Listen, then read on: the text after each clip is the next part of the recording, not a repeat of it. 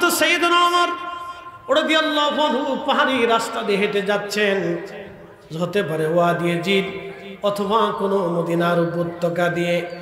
এমন সময় গম্ভীর ভাষায় একটা সালামের আওয়াজ আসলো, আসসালাতু আসসালামু আলাইকা ইয়া রাসূলুল্লাহ। নবীজি বললেন, ওমর, সালামের গম্ভীরতায় বুঝে যায় কোনো মানুষের আওয়াজ না, দাঁড়াও তো দেখি কে আসলো। দেখা গেছে আল্লাহর মেহবুবের সামনে দাঁড়িয়ে গেলেন একটা বৃদ্ধ জিন, একেবারে চুল দাড়ি পর্যন্ত সাদা হয়ে গেছে, নুব্জ হয়ে গেছে, বয়স ভারী হয়ে গেছে। ভাঙ্গা ভাঙ্গা কণ্ঠে প্রিয় নবীজির সামনে দাঁড়াইলেন। রহমতের নবী ডাক দিলেন, তোমার নাম কি? বলি, ইয়া রাসূলুল্লাহ, আমার নাম হিম।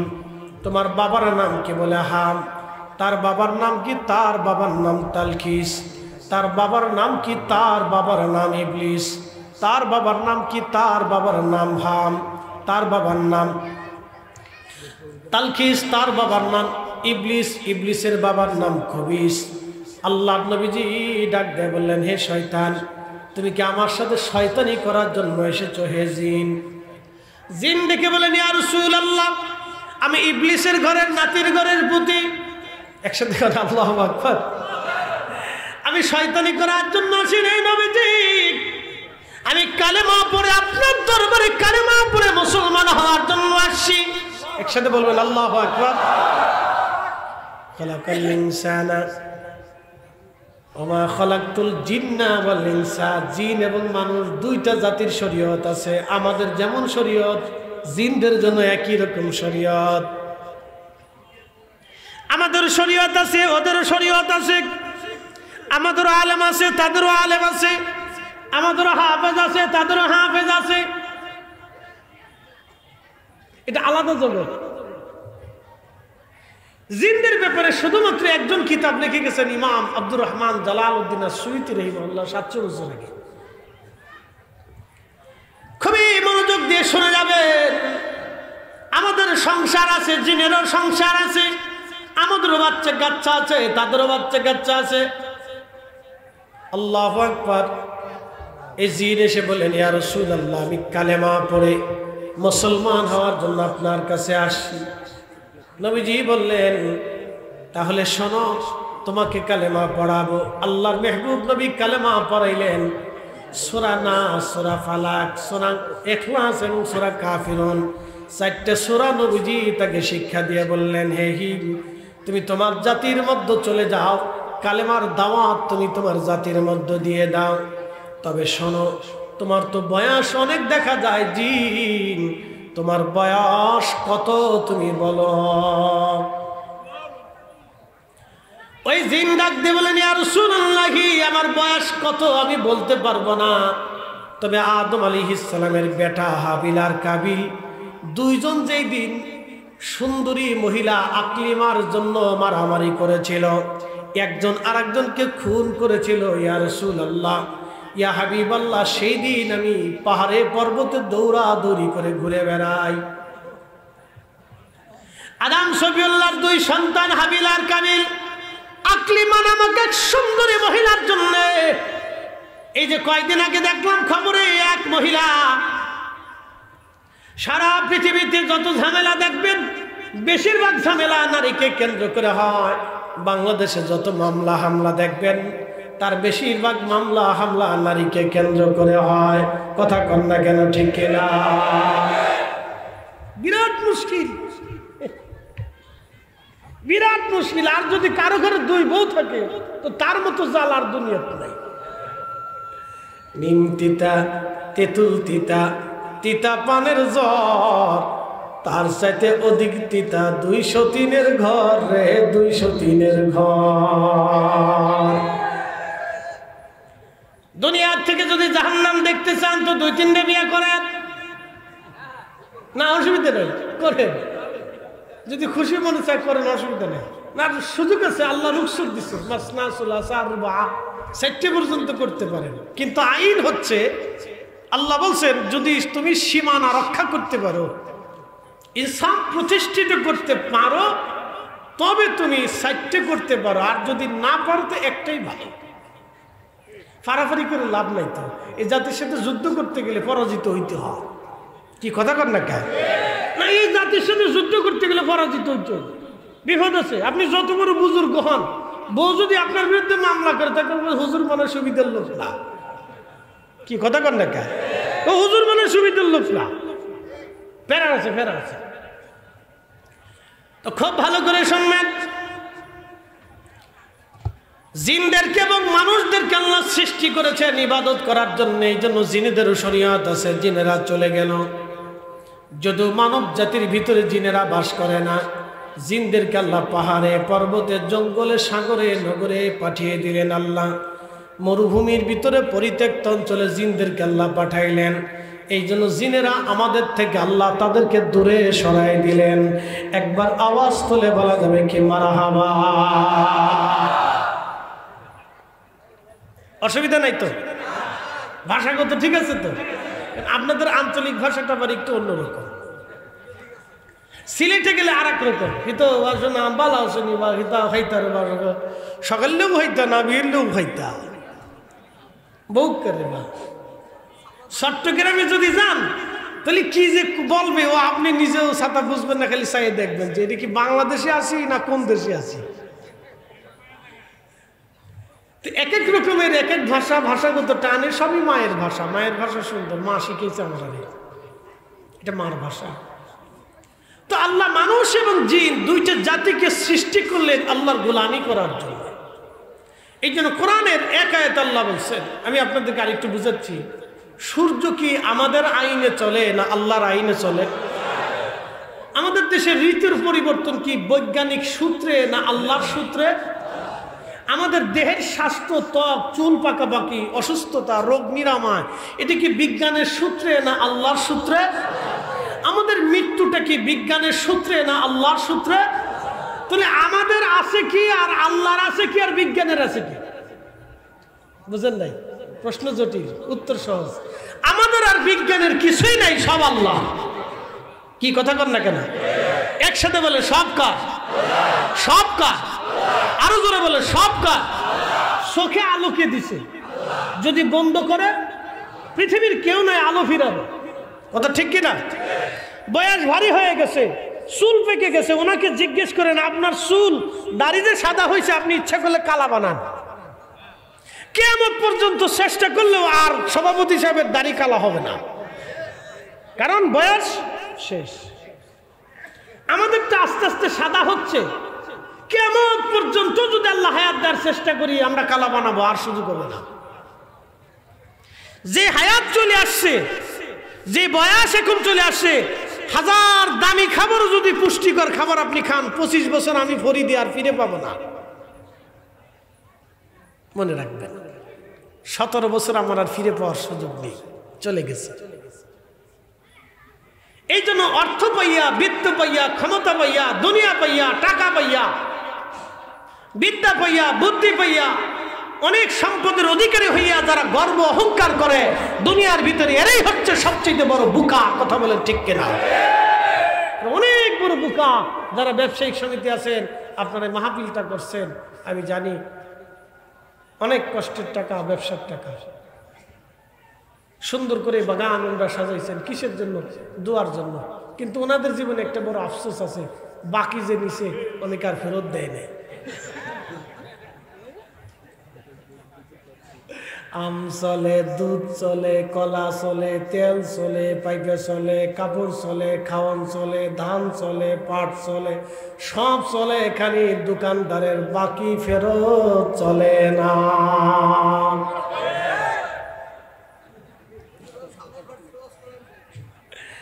যারা দোকানদারের টাকা মাল বাকি নিয়ে আর কখনো দোকানের সামনে আসেন নাই, শুনে যাবেন, গুনে গুনে বুঝে বুঝে ফেরত দিবেন। যদি না দিয়ে কবরে চলে যান, যত খাবার খাইছেন হালাল হবে না। ঠিক কিনা?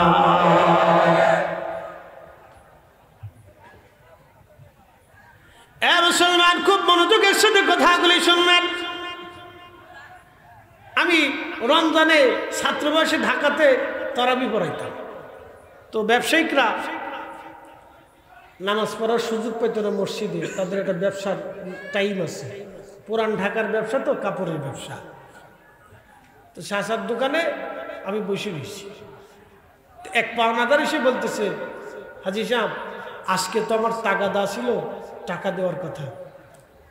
তা হাজি সাহেব বলতেছে, আল্লাহর কসম করে কই আমার কাছে টাকা নেই, পরে সোমবারের দিন এসে টাইম দিয়ে দিছে, এক সপ্তাহ বাড়াইছে।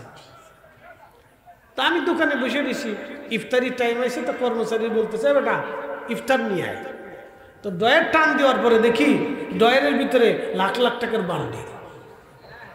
তা আমি জিজ্ঞেস করলাম, কাকা কিছুক্ষণ না আগে বললেন যে এই আল্লাহর কসম 1 টাকাও নাই, তা আপনার বান্ডিল ভরা টাকা, এই টাকা করতে আসলো? ফাওনাদার যে ফাওনা নিয়ে না নিয়ে চলে গেল, কেমন হইল? তোমরা মোল্লা মানুষ ফরের বাইক খাও, ব্যবসা বুঝো কি? মোল্লা মানুষ ফরের বাইক খাও, ব্যবসার বুঝো কি? আমি বললাম, কাকা রে এই ব্যবসা যদি বুঝতাম তাহলে আর মূল্য হইতাম না, আপনার মতো হাজিয়ে যেত। বাংলাদেশের সিস্টেমটাই অন্যরকম, বাকি দাও বাকি আনো, বাকির নাম ফাঁকি। পৃথিবীর উন্নত বিশ্বতে যাবেন, নগদ আনবেন, নগদ বেচবেন, নগদ কিনবেন, বাকি ঝুঁকির কোনো সিস্টেম নাই। কথা কর না কে, ঠিক কিনা?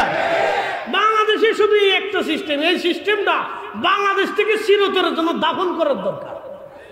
হ্যাঁ ঠিক না? শুধু বহু মারামারি হয়, দরাদরি হয়, এবং বহুজন আছে জীবনে বহু হজ করছে কিন্তু দোকানদারের পাওনা আর কোনোদিনই ফেরত দেয় নাই, বহু আছে।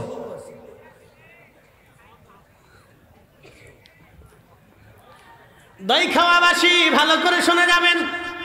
আচ্ছা দই খাওয়া কি, এখানে কি দই পাওয়া যায়? হ্যাঁ দই খাওয়া, তো দই পাওয়া যায়, তাহলে আশা করি দই খাওয়া যাবে ইনশাআল্লাহ। দই খাওয়াবাসী খুব ভালো করে শুনে যাবেন। মূলের আলোচনার দিকে চলে যাচ্ছি। সব যদি আল্লাহর হয় তখনই আল্লাহ বলেন, ইয়া মাশারাল জিন্নি ওয়াল ইনসি ইন ইসতাতা'তুম আন তানফুযু মিন আকতারিস সামাওয়াতি ওয়াল আরদি ফানফুযু লা তানফুযুনা ইল্লা বিসুলতান।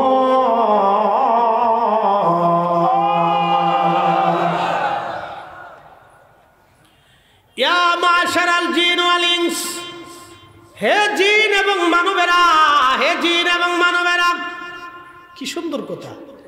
ইয়া মাশারাল জিন ওয়াল ইনস, হে জিন এবং মানবেরা, তোমরা যদি আমি আল্লাহর বিধান তোমাদের ভালো না লাগে, আমি আল্লাহ আইন দিয়েছি হালালকে হালাল, হারামকে হারাম, আমি আল্লাহ তোমাদেরকে যে বিধান বলে দিয়েছি, বিধান যদি তোমাদের ভালো না লাগে, হে মানুষ এবং জিন, তোমরা যদি আমি আল্লাহর সালতানাত ব্যতীত, সাম্রাজ্য ব্যতীত আর কোন সাম্রাজ্য তোমরা পাও, ওই সাম্রাজ্যে তোমরা চলে যাও। শোনো, আমি আল্লাহর সাম্রাজ্য ছাড়া আর কোন সাম্রাজ্য তোমরা পাবা না। ভালো করে শুনে যাবেন উপস্থিতি। আমি মূলের দিকে ফিরে যাচ্ছি। দুইটা জাতিকে আল্লাহ পৃথিবীতে আল্লাহর ইবাদত করার জন্য পাঠাইলেন। আল্লাহ মায়া সৃষ্টি করলেন, ভালোবাসা সৃষ্টি করলেন। ভালোবাসাটাকে আল্লাহ 100টা ভাগে ভাগ করলেন। 100 ভাগে ভাগ করার পরে 99টা ভাগ আল্লাহ তার নিজের কাছে রাখলেন। একটা ভাগ ভালোবাসা আল্লাহ তামাম সৃষ্টির মধ্যে সমানভাবে বন্টন করে দিলেন। দেখবেন একটা সাপ তার বাচ্চাকে ভালোবাসে, একটা বাঘ তার বাচ্চাকে ভালোবাসে, একটা সিংহ তার বাচ্চাকে ভালোবাসে, একটা আপনার হরিণ তার বাচ্চাকে ভালোবাসে। মাঝে মধ্যে ডিসকভারি চ্যানেল আমি দেখি, হুজুর আপনি এইগুলি কেন দেখেন? প্রাণী জগৎ আমি দেখি যে প্রাণীদের মধ্যে কি ঘটনা ঘটে, টেলিভিশনের মাঝে মধ্যে দেখানো হয়। মাঝে মধ্যে দেখি সিংহগুলি, বাঘগুলি, আহা মহিষের দলকে দাবড় দিয়েছে ধরার জন্য। সমস্ত মহিষ পালিয়ে চলে গেল, কিন্তু মা মহিষ আর বাচ্চা পিছনে পড়ে গেল। সব মহিষ পালিয়ে চলে যায়, কিন্তু মা মহিষটা তার বাচ্চা ছেড়ে পালায় যায় না।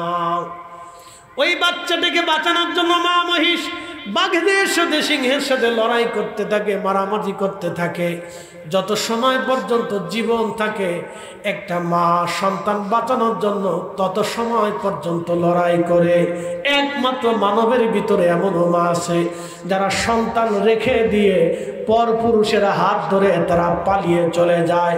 ওরা কুত্তার চাইতেও নিকৃষ্ট। কথা বলেন ঠিক কিনা?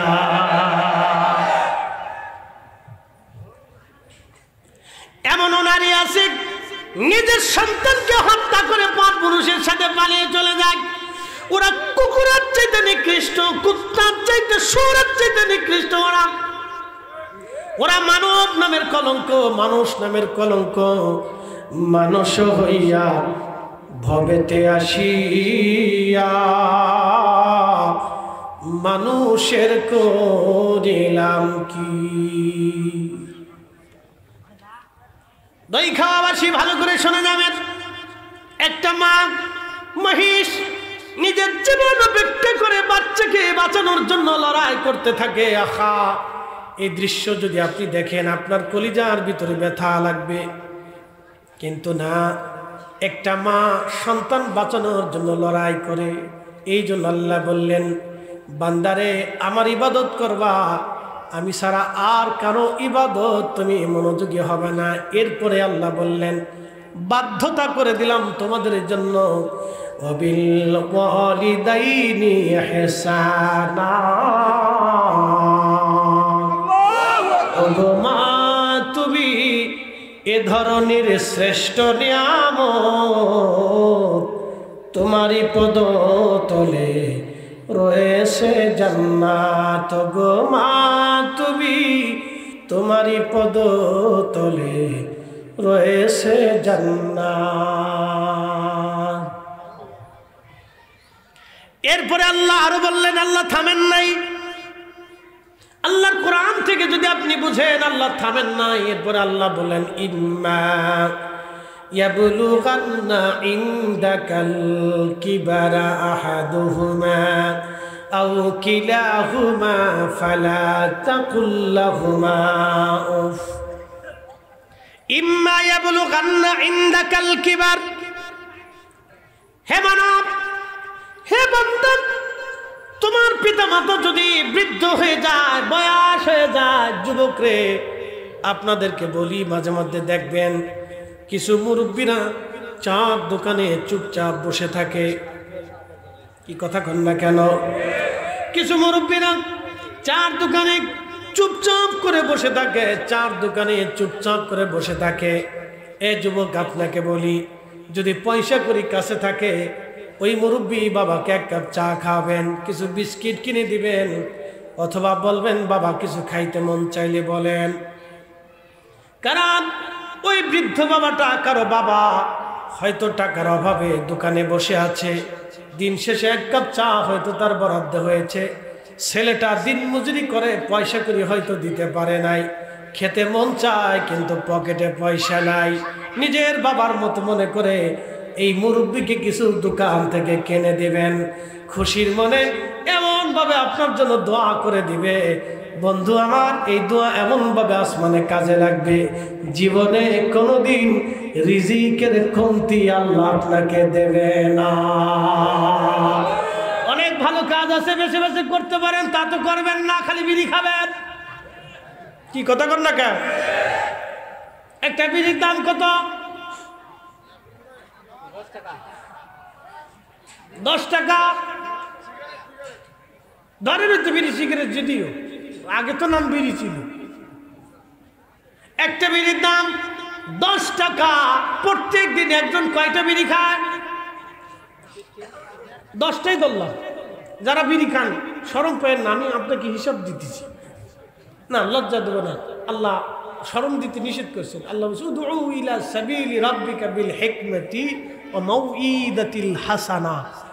আল্লাহ বলেন ওয়াজ করো, মানুষকে নসিহত করো, বুঝাও হিকমত দিয়া, কোরআন সুন্নাহ দিয়ে বুঝাও। এরপর বলেন মাউইদাতিল হাসানা, সুন্দর শব্দ দিয়ে, চমৎকার ভাষা দিয়ে এবং আদর্শ হাত দিয়ে, মহাব্বত দিয়ে তুমি তারে বুঝাও। মুসা আলাইহিস সালামকে আল্লাহ পাঠাইছে ফেরাউনের কাছে। মুসা আলাইহিস সালাম একটু জালালি ছিলেন, আর ওই মুখে আগুন লাগার কারণে তুতলা হয়ে গেছিলেন, এই জন্য খুব রাগ করতেন। তো মুসা আলাইহিস সালামের দাওয়াত দেওয়ার আগে আল্লাহ বুঝাই বলেন, মুসা রে দাওয়াত তো ফেরাউনরে দিবা, ও কিন্তু কাটটা কাফের, নিজের খোদা দাবি করছে, তো দাওয়াত দেওয়ার সময় তুমি তার সুন্দর সুন্দর ভাষা দিয়ে দাওয়াত দিও। এই জন্য বক্তারা যদি কর্কট হয়ে যায় আর ভাষা যদি অসুন্দর হয়ে যায়, তখন এই শ্রোতাদের এগুলি কলিজার ভিতরে ঢুকে না। কারণ আল্লাহর ওয়াজ, আল্লাহর সিদ্ধান্তের বাহিরে গেলে কোনোটাই কাজ হবে না, মনে রেখেন। এই জন্য বক্তাদেরও হিসাব কিতাব করে আল্লাহর সিস্টেমে ওয়াজ করতে হবে, আল্লাহর সিস্টেমের বাইরে গেলে হবে না। সে যেই ভুলই করুক, আল্লাহর সিস্টেমের বাইরে যাওয়া যাবে না। মত ভিন্ন হতে পারে, পৃথিবীতে বহু মতের মানুষ ছিল, এখনো মত আছে, 4 মাযহাব আছে, আরো মাযহাব আছে। হারামে যাবেন, নামাজে দাঁড়াবেন, আমরা তো বুকে হাত বাঁধবো না নাবিতে বাঁধবো, এটা নিয়ে বাংলাদেশে যুদ্ধ করতেছি, নিয়মিত যুদ্ধ হয়, এটা অনলাইন যুদ্ধ। বাপরে বাপ, যুদ্ধ কারে কর। একদল আছে বুকের উপরে হাত বাঁধাবে, সেই কথা হলো বুকে বাঁধতেই হবে, আর আমরা আছি নাভিতে বাঁধতেই হবে। এই বুকে আর নাভির উপরে বাদাবাদি নিয়ে অনলাইনে বিরাট তর্ক যুদ্ধ চলতেছে। আচ্ছা বলেন তো, এই তর্ক যুদ্ধের মাঝে আমরা কি ফায়দা পাইছি? আমাদের তো আল্লাহ এই জন্য দুনিয়াতে পাঠাই নাই, আমাদের দায়িত্ব ছিল মানুষদেরকে দুনিয়াতে ইনসাফ প্রতিষ্ঠিত করা। কথা বলেন ঠিক কিনা? আমরা আমাদের দায়িত্ব বাদ দিয়া যেটা করার দরকার ছিল সেটা করতে পারি নাই।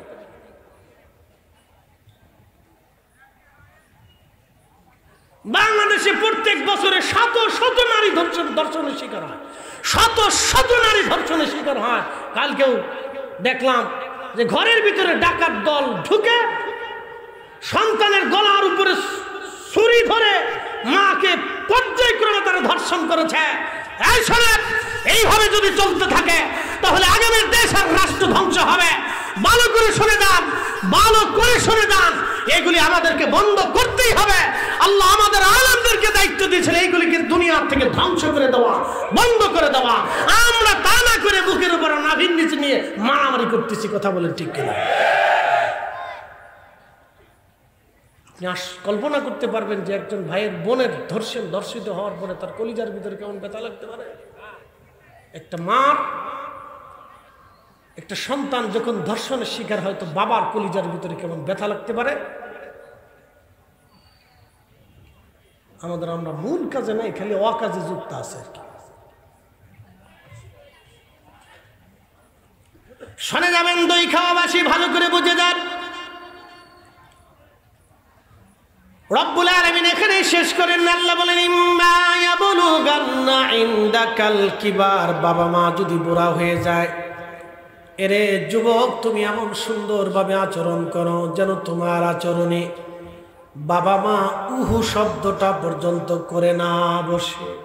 তুমি এত সুন্দর নরম নরম ভাষায় তার সাথে কথা বলো, এত সুন্দর করে ব্যবহার করো যেন তোমার বাবা মা তোমার ব্যবহারে অতুষ্ট হয়ে উহু শব্দটা পর্যন্ত না করে। প্রিয় নবীজি মুস্তাদরিক হাকিম লিস-সাহিহাইনের ভিতরে এসেছে, নবীজি বসে আছেন, সাহাবীদেরকে দর্শ দিতেছিলেন, তালিম করছিলেন। এমন সময় দেখা গেল বহু দূরে একজন বৃদ্ধা নারী লাঠির উপরে ভর দিয়ে ধীরে ধীরে হেঁটে আসতেছে। বৃদ্ধা নারীর উপরে চোখ পড়ার পরে নবীজি দাঁড়িয়ে গেলেন। দাঁড়িয়ে যাওয়ার পরে প্রিয় নবীজির গা মোবারকের উপরে চাদর ছিল, এই চাদর নবীজি বিছায়া দিলেন। বুঝতে হলো না? জোরে বলেন সুবহানাল্লাহ। প্রিয় নবীজি চাদর বিছিয়ে দিলেন। চাদর বিছিয়ে দেওয়ার পরে সাহাবীরা সরে গেলেন। বৃদ্ধ মহিলা হেঁটে হেঁটে চাদরের উপরে আসলেন। আল্লাহর নবী তার সামনে দাঁড়িয়ে আছেন। ওই বৃদ্ধ মহিলা চাদরের উপরে বসলেন, আল্লাহর নবীও চাদরের পাশেই বসলেন। বৃদ্ধ নারী কি যেন বলতেছিলেন, আর ওই রহমতের নবীজি মাথা নুয়ে নুয়ে নুয়ে নুয়ে নুয়ে তার কথাগুলি শুনতেছিলেন। বিনয়ে বিনয়ে কথা শুনতেছিলেন, নরম সরে সরে নবী কথা বলতেছিলেন। আল্লাহর নবীর স্বর ছিল অত্যন্ত নরম, নরম ভাষা দিয়ে তিনি কথা বলতেছিলেন। মহিলা কি যেন বলে, নবীজি নরমে নরমে কথা বলতেছিলেন। মহিলার কথাবার্তা শেষ, বৃদ্ধ মহিলা দাঁড়িয়ে গেলেন, আল্লাহর নবীজিও দাঁড়িয়ে গেলেন। বৃদ্ধ মহিলা হাঁটা শুরু করলেন। যতদূর পর্যন্ত দেখা যাইতেছিল নবীজি পথের দিকে তাকিয়ে রইলেন। সাহাবায়ে কেরাম এসে বলেন, ইয়া রাসূলুল্লাহ, এই ভদ্র মহিলাকে, এই সম্মানিত নারীকে যে আপনার গায়ের চাদর উপরে বসে, যেই চাদর পাওয়ার জন্য আমরা সাহাবীরা দেওয়ানা, সেই চাদরের উপরে আপনি বিছাইলেন, এই ভাগ্যবতী নারীকে যে আপনার চাদরের উপরে এসে বসলো। এই বৃদ্ধ মহিলা কিভাবে কথা বললেন, আপনি বিনয়ে বিনয়ে কথা বললেন। উনি কে? নবীজি চোখের পানি ফেলে দিয়ে বললেন, সাহাবীরা রে, উনি সে আমার মা। আমি আমার মায়ের আদর নসিব হয় নাই, মায়ের ভালোবাসা দিয়ে, কলিজা নিংড়ানো মহব্বত দিয়ে যিনি আমাকে বড় করেছিলেন, আমার ধাত্রীমা হযরত হালিমাতুস সাদিয়া রাদিয়াল্লাহু আনহা। একবার আওয়াজ করে বলা যাবে কি আল্লাহু আকবার? এখন যদি জিজ্ঞেস করে, মুসলমান তুমি তো রাসূলের উম্মত, তাহলে বলো আমার জন্য কতদিন তুমি চাদর বিছাইছো বলো? জবাব হবে না। 100%-এর ভিতরে 80%-এর জবাব আসবে। যদি জিজ্ঞাসা করে, যুবক, হে বৃদ্ধ, হাত বাড়াও তো, তুমি তোমার মায়ের পায়ের মধ্যে কতবার চুমা লাগাইছ? তুমি তোমার মায়ের পায়ের মধ্যে কতবার তুমি চুমা দিয়েছো বলো তো? 100%-এর ভিতরে 99 জন পাওয়া যাবে না। বলে, হুজুর এই কথা কেন বলতেছেন? বলি শুনে যান। ছোট্টকালে মা আপনাকে দুলি দুলি আদর করে করে হাতে পার মধ্যে তেল দিয়ে দিয়ে মা আপনার পায়ের মধ্যে চুমা লাগাইতো। কথা বলেন। আপনার শরীরে তেল দিয়ে, আমার শরীরে তেল দিয়ে, হাতে পায়ের মধ্যে তেল দিয়ে মা আমাকে খুশি করার জন্য পায়ের মধ্যে চুমা লাগাইতো। মায়ের মুখের মধ্যে পা দিয়ে দিয়ে মা আমার আনন্দ দিত। মায়ের কোলের ভিতরে বুকের মধ্যে আমার পাটা ধরে ধরে মা আমাকে আনন্দ দিত। যুবক রে, মার পায়ের মধ্যে কতবার জীবনে চুমা লাগায় হক আদায় করছো বলো? জিজ্ঞেস করলে 100 জন মানুষের ভিতরে 99 জন মানুষ খুঁজে পাওয়া যাবে না। এই জন্য ওয়াজ বুঝে যাবেন, শুধু বুঝে গেলে হবে না, বাড়ি পর্যন্ত ওয়াজ নিয়ে যাবেন। বাংলাদেশের মতো এত ওয়াজ পৃথিবীর কোনো দেশে হয় না, কোনো দেশে হয় না। কয়েকদিন আগে আমি মালদ্বীপ মাহফিল করে এসেছি, মালের ভিলা কলেজে।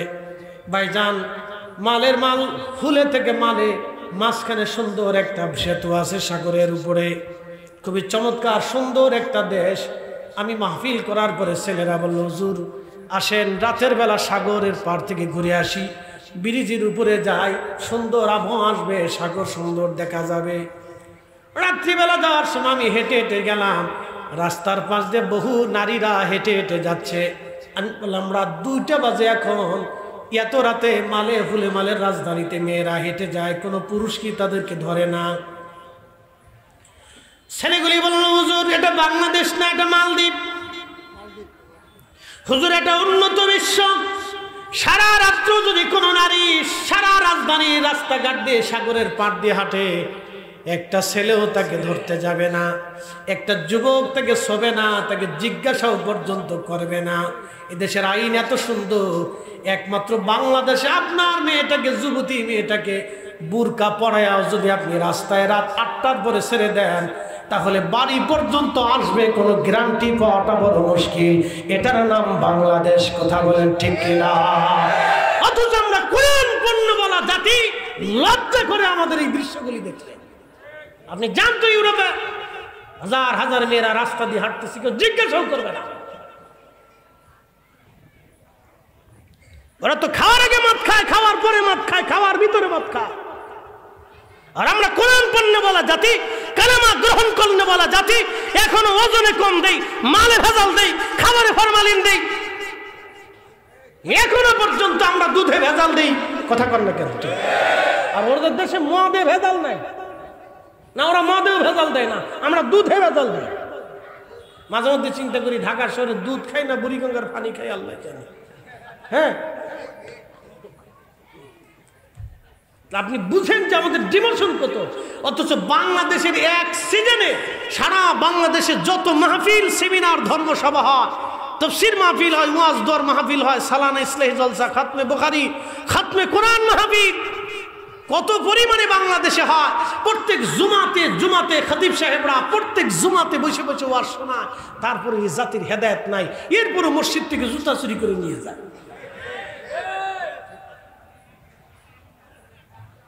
মসজিদ থেকে জুতা চুরি। আচ্ছা জিজ্ঞেস করি, যে বাদাম বেচে না ছেলেরা? আগে তো গলার উপরে ঝুলাই বাদাম বেচত, কথা ঠিক আছে না? এখন তো মোটামুটি ভ্যানের উপরে রেখে বাদাম টাদাম আরো কিছু কিছু যেন কি যেন বিক্রি করে। আচ্ছা বলেন তো, একজন বাদামালার ব্যবসা কয় কোটি টাকার ব্যবসা? 4,000 5,000। আচ্ছা, তো অনেকে বাদাম কিনতে যায়, 4-5 জন এক লগে যায়। কে বাদামালা? বাদামের দাম কত? তো বাদামালাকে, ভাই এই 100 গ্রাম 25 টাকা। মাপ কত মাপবো? 250 গ্রাম মাপ। তো 250 গ্রাম মাপতে মাপতে এদিকে 4-5 জনে 4-5টা করে খাইয়ে ফেলেছে। আচ্ছা আপনারা বলেন, এই যে 4-5টা করে যে 25 গ্রাম খাইয়ে ফেললো, এটা সুন্নত না মুস্তাহাব?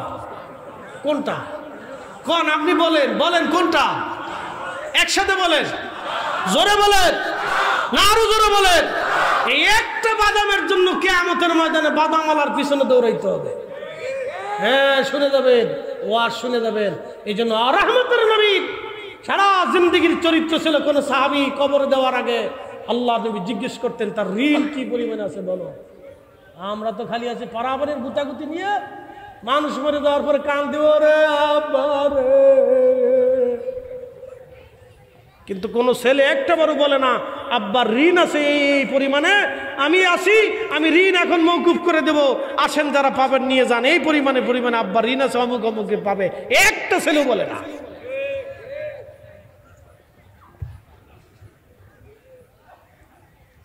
আমি বাস্তবতার নিরিখে কথা বলতেছি, জীবনের প্রয়োজনে আখিরাতের মুক্তির জন্য বলতেছি।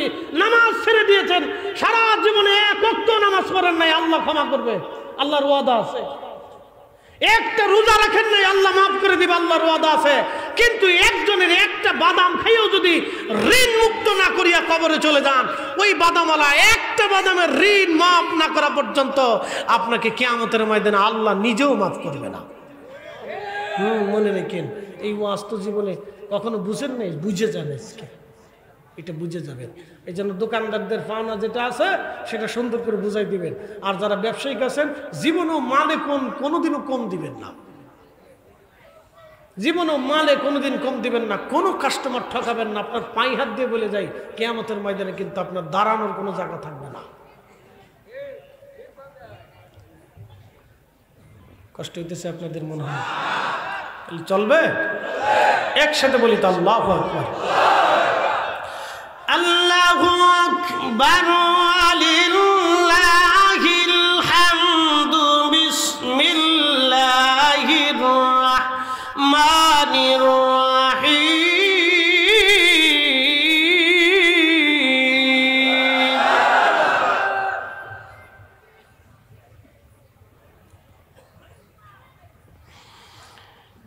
ইয়া আইয়ুহাল্লাযীনা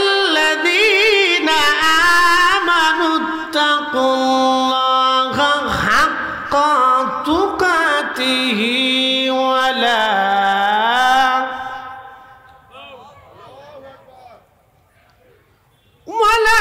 তামুতুন্না ইল্লা ওয়া আনতুম মুসলিমুন।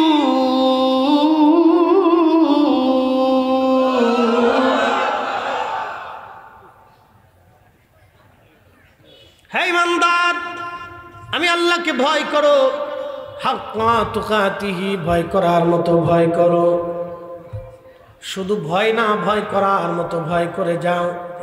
আজকে একটা কাসাস আপনাদেরকে শোনাই। ইমাম আবুল ফারাজ ইবনুল জৌজি উয়ুনুল হাকাতের মধ্যে তিনি একটা ঘটনা লেখেন। হযরতে মালিক ইবনে দিনার রাহিমাহুল্লাহ, তিনি ইরাকের বসরা নগরের অনেক বড় জাহিদ ছিলেন, অনেক বড় বুজুর্গ ওলি ছিলেন। হযরতে মালিক ইবনে দিনার আল ইরাকি ইমাম আবুল ফারাজ ইবনুল জৌজির মতো মুহাদ্দিস তার জীবনী লিখেছেন। উনি বলতেছেন, প্রত্যেক বছরে মালিক ইবনে দিনার হজে আসেন।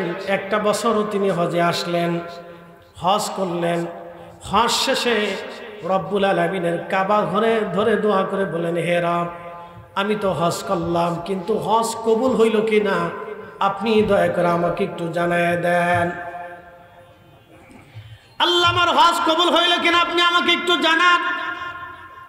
রাত্রিবেলা রব্বুল আলামিন মালিক ইবনে দিনারকে স্বপ্ন দেখাইলেন, মালিক, আমি সবার গুনাহ মাফ করেছি, সবার হজ কবুল করেছি মালিক, কিন্তু একজনের হজ আমি আল্লাহ কবুল করি নাই, একজনের গুনাহ আমি আল্লাহ মাফ করি নাই।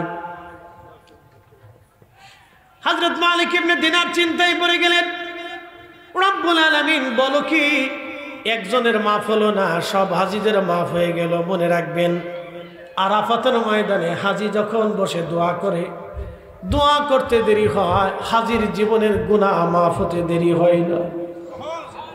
মুজদালিফায় হাজি যখন যায় হেঁটে হেঁটে, মুজদালিফায় যায় এশার নামাজ মাগরিবের নামাজ যখন এক জামাতে পড়ে, হাজির দোয়া করতে দেরি হয়, হাজির জীবনের গুনাহ মাফ হইতে দেরি হয় না। বন্ধু খুব মনোযোগ দিবেন। মালিক ইবনে দিনার রাহিমাহুল্লাহ তিনি বলতেছেন, আমি হজ শেষ করার পরে দোয়া করলাম, আল্লাহ জানাইলেন একজনের গুনাহ মাফ হয় নাই, সবারটা মাফ হয়ে গেছে। চিন্তায় পড়ে গেলাম, সেই লোকটাকে, তার পরিচয় আমার জানা বড় দরকার। মালিক ইবনে দিনার রাহিমাহুল্লাহ তিনি আবার দোয়া করলেন, হে রব, সেই লোকটাকে যদি পরিচয়টা দিতেন, আল্লাহ, যদি আমি মালিক ইবনে দিনার হই তাহলে আমার জীবন বরবাদ হবে। মালিক ইবনে দিনারকে আল্লাহ জানাইলেন, স্বপ্নে দেখায় বললেন, মালিক রে, আল্লাহ, আমি আল্লাহ তোমাকেও মাফ করেছি, তোমার হজ কবুল করেছি, কিন্তু যার হজ কবুল করি নাই তার নাম মুহাম্মদ ইবনে হারুন সমরকন্দি। মুহাম্মদ ইবনে হারুন সমরকন্দি। সমরকন্দ হলো বর্তমান আফগানিস্তান। আফগানিস্তানের পাশের একটা দেশ আছে, দেশের নাম হচ্ছে উজবেকিস্তান। উজবেকিস্তানে একটা শহর আছে, শহরের নাম বুখারা। এই বুখারাতে ঘুমিয়ে আছেন আমিরুল মুমিনিন ফিল হাদিস ইমাম বুখারী রাহমাতুল্লাহ আলাইহি। এই বুখারা থেকে 3 মাইল দূরে আর একটা নগরী আছে, এই নগরীর নাম হচ্ছে সমরকন্দ। এই বুখারা এবং সমরকন্দে পৃথিবীর বড় বড় আইম্মায়ে কেরামের জন্ম হয়েছে, পৃথিবীর বড় বড় বুজুর্গদের জন্ম হয়েছে বুখারা সমরকন্দে। পৃথিবীর বড় বড় বুজুর্গ বাহাউদ্দিন নকশবন্দ বুখারী, আল্লামা ইমাম মাতুরিদি, ইমাম আশআরী, ইমাম ইসফাহানি, পৃথিবীর ইমাম বুখারীর মতো বড় বড় মুহাদ্দিসদের জন্ম, বড় বড় ফকিহ, বড় বড় বুজুর্গদের জন্ম এই সমরকন্দ বুখারাতে হয়েছে। মুহাম্মদ ইবনে হারুন সমরকন্দি। হযরতে মালিক ইবনে দিনার চিন্তায় পড়ে গেলেন, লোকটা কোথায়, খুঁজে দেখে আসি। তিনি হেরেমে আসলেন, তাহাজ্জুদ পড়লেন, ফজর পড়লেন। ফজর শেষ করার পরে আহলুল মক্কা, হারামবাসী যারা, তারা তো নামাজ আসছিল, তাদেরকে জিজ্ঞেস করলেন, হে মক্কাবাসী, বলো তো তোমরা কি মুহাম্মদ ইবনে হারুন সমরকন্দি নামে মক্কায় কাউকে চেনো কিনা? তখন মক্কাবাসী ডাকতে বলতেছে, হে আল্লাহর বান্দা, আমরা তাকে চিনি। মুহাম্মদ ইবনে হারুন সমরকন্দি নামক একজন ব্যক্তি আছে, প্রত্যেক দিন এই হেরেমে এসে মাগরিব পরে ফজরের নামাজ পর্যন্ত সে থাকে, মাকামে ইব্রাহিমের মধ্যে সে ইবাদত করে। একদিন আর 2 দিন না, 40 বছর পর্যন্ত একটানা ইবাদত করে। একসাথে বলবেন আল্লাহু আকবার। 40 বছর ধরে হেরেমে মাকামে ইব্রাহিমে এসে নামাজ পড়ে, মাগরিব থেকে ফজর পর্যন্ত। তবে ফজর হয়ে যাওয়ার পরে সে মক্কার বিরান ভূমিতে একটা গাছ আছে, এই গাছের ছায়ার নিচে সে সারাদিন নামাজ পড়ে, জিকির করে। 40 বছর ধরে সে রোজা রাখে, হারাম দিন ব্যতীত কখনো সে রোজা ছাড়ে না। হযরত মালিক ইবনে দিনার চিন্তায় পড়ে গেলেন, এত বড় বুজুর্গ, কিন্তু হজ কবুল হয় না, দোয়া কবুল হয় না। 40 বছর ধরে মাকামে ইব্রাহিমের নামাজ তো বুঝতেই পারতেছেন, 4টি খানি কথা না, 40 বছর ধরে মাকামে ইব্রাহিমের নামাজ পড়ে, 40 বছর ধরে নামাজ পড়ে, 4টা খানি কথা না। হে বাজারের ব্যবসায়িক ভাইরা, এলাকাবাসী, মহল্লাবাসী, আমি জানি বহুদূর থেকে বিভিন্ন জায়গা থেকে যারা আসছেন কথা শুনে যাবেন, বাড়ি চলে যান না। কতদিন কত দূরে যাবেন? কবরের পরে আর কোনো ঠিকানা নাই। কবর পর্যন্ত পাসপোর্ট করে ভিসা লাগাইয়া আমেরিকাও গেলে কবরে যেতে হবে, ডেনমার্কে গেলেও কবরে যেতে হবে, সুইজারল্যান্ডে গেলেও কবরে যাওয়া লাগবে, মহাসাগরের গভীরেও যদি চলে যান কবরে যাওয়া লাগবে। কবর ছাড়ার কোনো রাস্তা নাই। হাত্তা যুরতুমুল মাকাবির, কবর পর্যন্ত, কবরের পরে আর কোনো রাস্তা নাই। দাইখাওয়াবাসী ভালো করে শুনে যাবেন, হযরতে মালিক ইবনে দিনার রাহিমাহুল্লাহ বিরাট বড় বুজুর্গ আল্লাহর ওলি। ইরাকের বসরা নগরে তার জন্ম হয়েছিল। প্রথম জীবনে তিনি মদও পেয়েছিলেন, তিনি ট্যাক্স আদায় করতেন, তিনি এনআরবি দুদকের কর্মকর্তা ছিলেন। ভালো করে শোনেন, কোটি কোটি টাকার মালিক ছিলেন, হালালে হারামে দুই নাম্বারি করিয়া বহু টাকা রুজি করেছিলেন হযরত মালিক ইবনে দিনার। কিন্তু পরবর্তীতে এমনভাবে তওবা করলেন, দুনিয়া বিরাগী জাহেদ হইয়া আল্লাহকে পাওয়ার জন্য তিনি একেবারে দিনহীন হইয়া আল্লাহ পাওয়ার জন্য, আল্লাহকে খুশি করার জন্য বেরিয়ে গেলেন। মালিক ইবনে দিনার তিনি খুঁজতে খুঁজতে সেই বিরান ভূমিতে গেলেন। গাছের নিচে দেখলেন একজন ভদ্র ব্যক্তি খুব নীরবতার সাথে, খুব একিনের সাথে তিনি স্থিরভাবে এসে নামাজ পড়তেছে, যেন মনে হয় কোনো চিন্তা ভাবনা নাই, ধীর স্থিরভাবে নামাজ পড়তেছে। কিন্তু তার ডান হাতটা কবজি থেকে কাটা, না এই টাকনু থেকে তার ডান হাত কাটা, ডান হাত নাই তার। নামাজ পড়তেছে স্থিরভাবে। নামাজ শেষ হলো, মালিক ইবনে দিনার সালাম দিলেন, জবাব দিয়ে বলেন, হে আল্লাহর বান্দা, আপনি কে? আমার মতো মিসকিনের কাছে আপনি এসেছেন। মালিক ইবনে দিনার বলেন, আমি মালিক ইবনে দিনার আল ইরাকি আল বসরি। মুহাম্মদ ইবনে হারুন সমরকন্দি বলল, হুজুর আমি আপনার নাম শুনছি, আপনি অনেক বড় জাহিদ, অনেক বড় দুনিয়া বিরাগী বান্দা। এই ভাইজান, জাহিদ হলো যারা দুনিয়া বিরাগী হইয়া শুধু আল্লাহর জন্য রাস্তায় বের হয়ে যায়, তাদেরকে জাহিদ বলা হয়। এই কাজকে মুজাহাদা বলা হয়। এটা সবার ভিতরে নেই। সাহাবীদের মধ্যে হযরতে আবু যর গিফারি ছিলেন এবং মুআসাল কারনি ছিলেন, মুজাহাদার সাহাবী। তো বন্ধু খুব মনোযোগ দিবেন। হযরতে মালিক ইবনে দিনার ডাক দিয়ে বললেন, না না, আমি তো অত বড় বুজুর্গ না। পৃথিবীর মধ্যে শ্রেষ্ঠ বুজুর্গ ছিলেন হযরতে ওমর ইবনে আব্দুল আজিজ, যিনি বাদশাহী পাওয়ার পরে দুনিয়া বিরাগী হইয়া কবরে চলে গেছে। ভাইজান আমার, খুব মনোযোগ দিয়ে শুনে যান। হযরতে মালিক ইবনে দিনার বলেন, হে আল্লাহর বান্দা, আপনার পরিচয় কি? বলে, আমার নাম মুহাম্মদ ইবনে হারুন সমরকন্দি। বলে, আপনাকে খুঁজতে খুঁজতে আমি এসেছি। বলে, কি জন্য আসলেন? হে আল্লাহর বান্দা, আমার কাছে কিছুই নাই যে আপনাকে মেহমানদারি করব। বলতেছে, কিছুই দেওয়া লাগবে না, তবে একটা দুঃখের সংবাদ দেওয়ার জন্য আপনার কাছে আমি এসেছি। কি দুঃখের সংবাদ বলেন? বলতেছে, আল্লাহর বান্দা, আমি হেরেমে দোয়া করেছিলাম, আল্লাহ সবার হজ কবুল করেছে, সবার দোয়া কবুল করেছে, কিন্তু রব্বুল আলামিন আপনার উপরে বেজার, আপনার কোনো দোয়া, কোনো ইবাদত আল্লাহর দরবারে কবুল হয় নাই। সামারকন্দি চোখের পানি ছেড়ে দিলেন। চোখের পানি ছেড়ে ছেড়ে দিয়ে তিনি কেঁদে কেঁদে বলেন, হে আল্লাহর বান্দা, ঠিক বলেছেন, শুধু আপনি না, আজকে 40 বছর ধরে 40 জন আল্লাহর বুজুর্গ বান্দা, আল্লাহর ওলি এইখানে এসে আমাকে সংবাদ দিয়ে যায়। 40তম বছর আপনি সংবাদ দিলেন, সবার হজ হলো, আমারটা হলো না, সবার দোয়া কবুল হয়েছে, আমারটা হলো না। হে আল্লাহর বান্দা, আপনি ঠিক বলেছেন, আমার দোয়া কবুল হয়নি, আমার হজ হয় নাই, কিন্তু আমি কি করব? 40টা বছর ধরে আমি কান্না করি, 40 বছর ধরে আমি মাপ চাই আমার ভুলের জন্য। আল্লাহর বান্দা, তুমি কি করেছো বলা? তখন সমরকন্দি চোখের পানি ছেড়ে দিয়ে বলেন, হুজুর, আমার সমরকন্দ, উজবেকিস্তান আমার বাড়ি, অনেক বড় ধনী ছিলাম, 12 জন দাসীবাদী ছিল আমার। তৎকালীন সময়ে 7000 স্বর্ণ মুদ্রা আমার গোডাউনের মধ্যে জমা ছিল, আমার রত্ন ভাণ্ডারে, আমার সম্পদ ভাণ্ডারে 7,000 স্বর্ণ মুদ্রা ছিল। বর্তমানে মিনিমাম হলো 7,000 কোটি টাকার সম্পদ হতে পারে। আমার অনেক সম্পদের অধিকারী, কিন্তু হুজুর আমি মধু পাইছিলাম, মদ পান করতাম, আমি নেশা করতাম। আল্লাহর ওলি বুজুর্গ শোনেন, আমি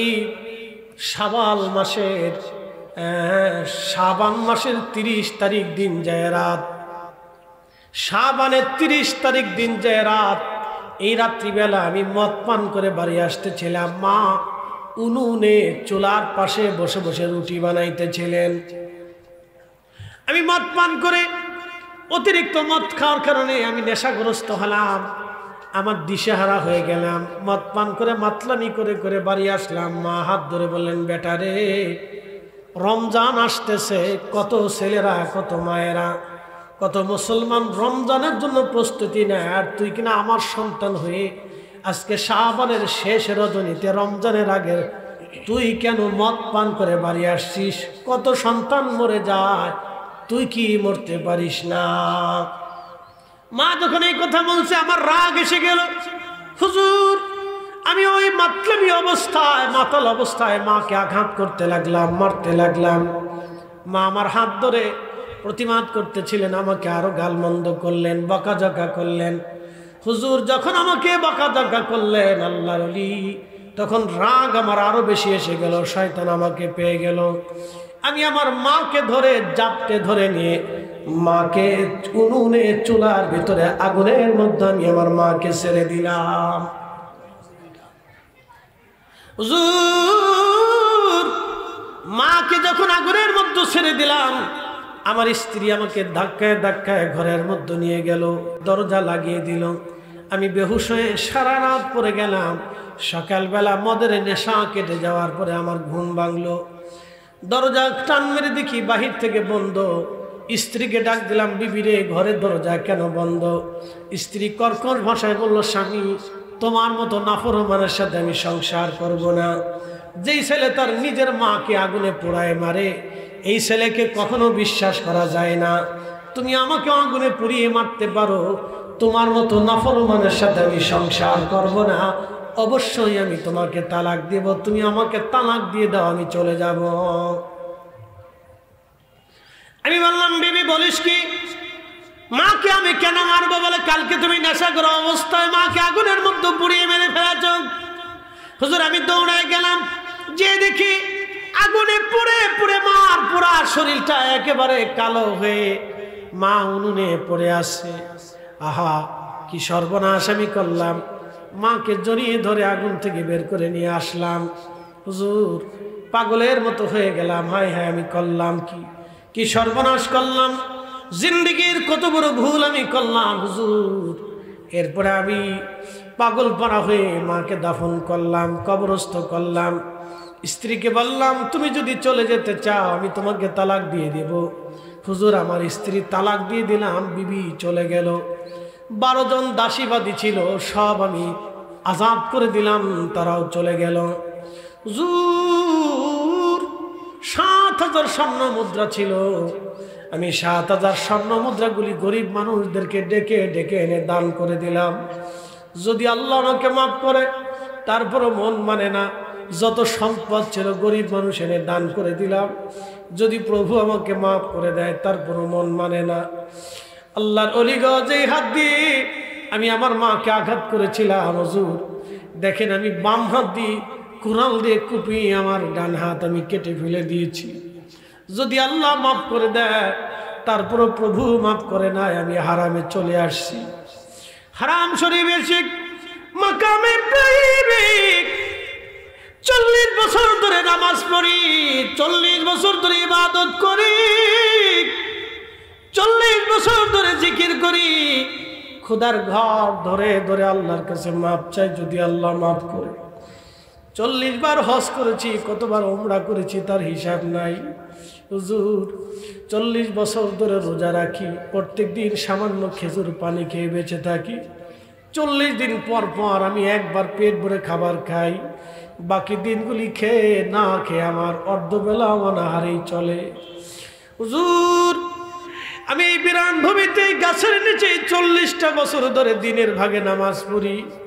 যদি প্রভু আমাকে মাফ করে দেয় হুজুর, হজ শেষ হয়ে যাওয়ার পরে 40 বছরে 40 জন আবদাল ওলি এসে আমাকে সংবাদ দিয়ে গেছে সবার ক্ষমা হয়, কিন্তু আমি মুহাম্মদ ইবনে হারুন সমরকন্দির ক্ষমা হয় না। হুজুর, 40 বছর ধরে কান্দি, আমার ক্ষমা হয় না। আমি এখন কি করব? আমার উপায় কি? আমার করণীয় কি আপনি বলে দিয়ে যান। মালিক ইবনে দিনার চোখের পানি ছেড়ে দিয়ে বলে, হে আল্লাহর বান্দা, করছো কি? দুনিয়ায় আগুন লাগাইয়া আগুন থেকে বাঁচার চেষ্টা করো, করছো কি? হে আল্লাহর বান্দা, করছো কি? তুমি করছো কি? তোমার জীবনে বড় সর্বনাশ করে ফেলছো। এরে নাফরমান, তোকে কে মাফ করবে বল? এত বড় অন্যায় কি করে ক্ষমা হবে বল? মালিক ইবনে দিনার এই কথা বলে চলে গেল। ঠিক ইমাম আবুল ফারাজ ইবনুল জৌজি রাহিমাহুল্লাহ কিতাবের মধ্যে লেখেন, ঠিক তখনই মুহাম্মদ ইবনে হারুন সমরকন্দি হাত বাড়ায় দিয়েছে, চোখের পানি ছেড়ে দিয়ে বলে, হে রব, তুমি ছাড়া তো আর আমার কোনো রব নাই। আল্লাহ, তুমি ছাড়া তো আমার চাওয়ার আর কোনো জায়গা নাই। আল্লাহ, তুমি ছাড়া আমার আর কোনো দরওয়াজা নাই। আল্লাহ, তুমি ছাড়া আমার আর কোনো মালিক নাই। তুমি ছাড়া আমার আর কোনো রব নাই। আল্লাহ, তোমার এই বান্দাকে যদি তুমি তাড়ায় দাও, তোমার বান্দা ধ্বংস হয়ে যাবে। আল্লাহ, আল্লাহ, তোমার বান্দাকে যদি মাহরুম করো, বান্দা কোথায় যাবে? ইয়া রব, রাব্বি, 40টা বছর ধরে একটা ভুলের জন্য আমি মাপ চাইতেছি। আল্লাহ, 40 বছর ধরে ক্ষমা চাই। আল্লাহ, বিনিময় 40টা বছর ধরে হারামে আমি ইবাদত করতেছি। আল্লাহ, আল্লাহ, আজকে যদি তোমার বান্দারে ফিরাও, এ বান্দা ধ্বংস হয়ে যাবে। আল্লাহ, তুমি দয়া করো। এভাবে বিনয়ে বিনয়ে বিনয়ে বিনয়ে কাঁদতে ছিল ইমাম জৌজি। লিখতেছেন, হযরতে মালিক ইবনে দিনার মুসাফির খানায় যে রাত্রিবেলা ঘুমিয়ে পড়লেন, স্বপ্নের ভিতরে দেখেন রাহমাতুল লিল আলামিন নবীজি হযরত মালিক ইবনে দিনারের মুসাফির খানায় তশরিফ গ্রহণ করেছেন। একবার জোরে বলা যাবে কি মারহাবা। সহিহ বুখারীতে নবীজি বললেন, মান রাআনি ফিল মানামি ফাকাদ রাআল হক। যে আমাকে স্বপ্ন দেখলো সে বাস্তব আমাকে স্বপ্ন দেখেছে, কারণ আমাকে যে স্বপ্ন দেখলো বাস্তব দেখেছে। আমি নবী স্বপ্নে নিজে আসি, ছবি আসি না। আমি নবী নিজের স্বপ্নে তশরিফ রাখি। একবার আওয়াজ তুলে বলবেন কি আল্লাহু আকবার।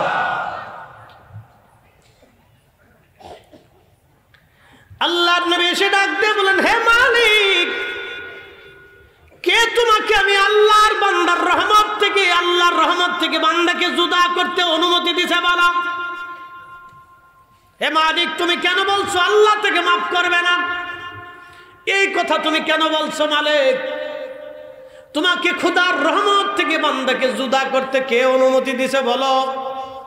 তুমি কি কোরআনের সে আয়াত পড়ো নাই?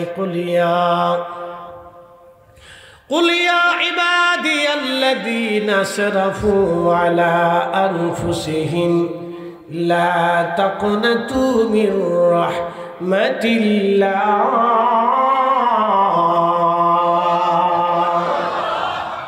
إن الله يغفر الذنوب جميعا। الله يا الله বলে ডাকি, মওলা শোনো না, না জানি কই রাশিয়া আমরা কি গুনার বোঝা মাথে লইয়া আল্লাহ ডাকতেছি। মাফ করে দাও মাবুদ মওলা ইলাহি। কুল, হুজুর বলে দেন, ইয়া ইবাদিয়াল্লাযিনা আসরাফু, হে বান্দা, নিজের নফসের সাথে তুমি যত জুলুম করো, গুনাহ করে করে করে করে 7 আসমান যদি তুমি গুনায় গুনায় ভরে ফেলে দাও, 7 জমিন যদি গুনায় গুনায় ভরে ফেলে দাও, ভয় পেও না। লা তাকনাতু মির রাহমাতিল্লাহ, আমার রহমত থেকে নিরাশ হইও না, আমার রহমত থেকে নিরাশ হইও না। ভালোবাসা আল্লাহ 1% দিয়ে তাম সৃষ্টি বুঝাই দিলেন, আর 99টা ভালোবাসা আল্লাহ তার নিজের কাছে রেখে দিলেন। সাহাবীরা বললেন, হুজুর 99 গুণ ভালোবাসা দিয়ে আল্লাহ কি করবেন? বলে, সাহাবীরা বুঝো নাই, কিয়ামতের ময়দানে ওই 99 গুণ দয়া দিয়ে আল্লাহ আমার উম্মতের বিচার ফয়সালা করবে। চিৎকার মেরে বলেন আল্লাহু আকবার। আমরা সেই নবীর উম্মত, কিন্তু জুতা চুরি করি। কি কথা কন না কা? আমরা সেই নবীর উম্মত, মালে কম দেই। আমরা সেই নবীর উম্মত, দুধে ভেজাল দেই। আমরা সেই নবীর উম্মত, আমরা সুদ খাই। কথা কর। আমরা সেই নবীর উম্মত, আমরা ঘুষ খাই। আমরা সেই নবীর উম্মত, এখনো এইখানে অনেক ভাই থাকতে পারে বনের জমি বুঝাই দেয় নাই।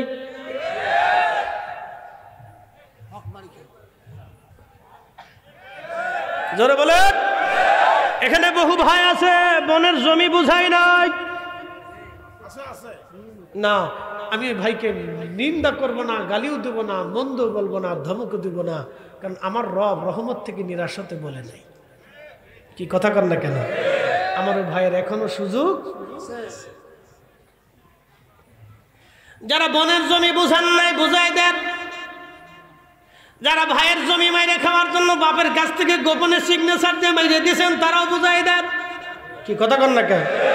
বহু আছে বাংলাদেশে, হাজারে হাজার আছে, হাজারে হাজারে আছে। ওয়াজ কাকে শোনাবো? এই দেশে এত পরিমাণে ওয়াজ হয়, মানুষের হেদায়েত হয় না। কি কথা কন না কেন? না, কাল পর্যন্ত যায় না মানুষের ওয়াজ, কাল পর্যন্ত যায় না।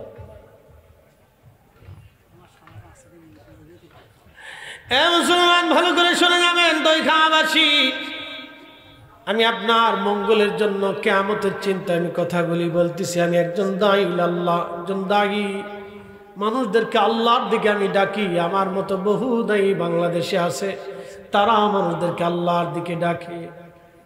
ও উপস্থিতি, খুব মনোযোগ। আমাদের কাজ হলো মানুষদেরকে ভালো উপদেশ দেওয়া, বুঝানো আমাদের দায়িত্ব। আল্লাহ এই দায়িত্ব দিয়ে আমাদেরকে দুনিয়াতে পাঠাইলেন। আহা, আপনারা যারা এই বাগান সাজাইলেন, তারাও এই দায়িত্ব পালন করলেন। কুনতুম খায়রা উম্মাতিন উখরিজাত লিন-নাসি তা'মুরুনা বিল মা'রুফি ওয়া তানহাউনা 'আনিল মুনকার। একবার জোরে বলা যাবে কি মারহাবা?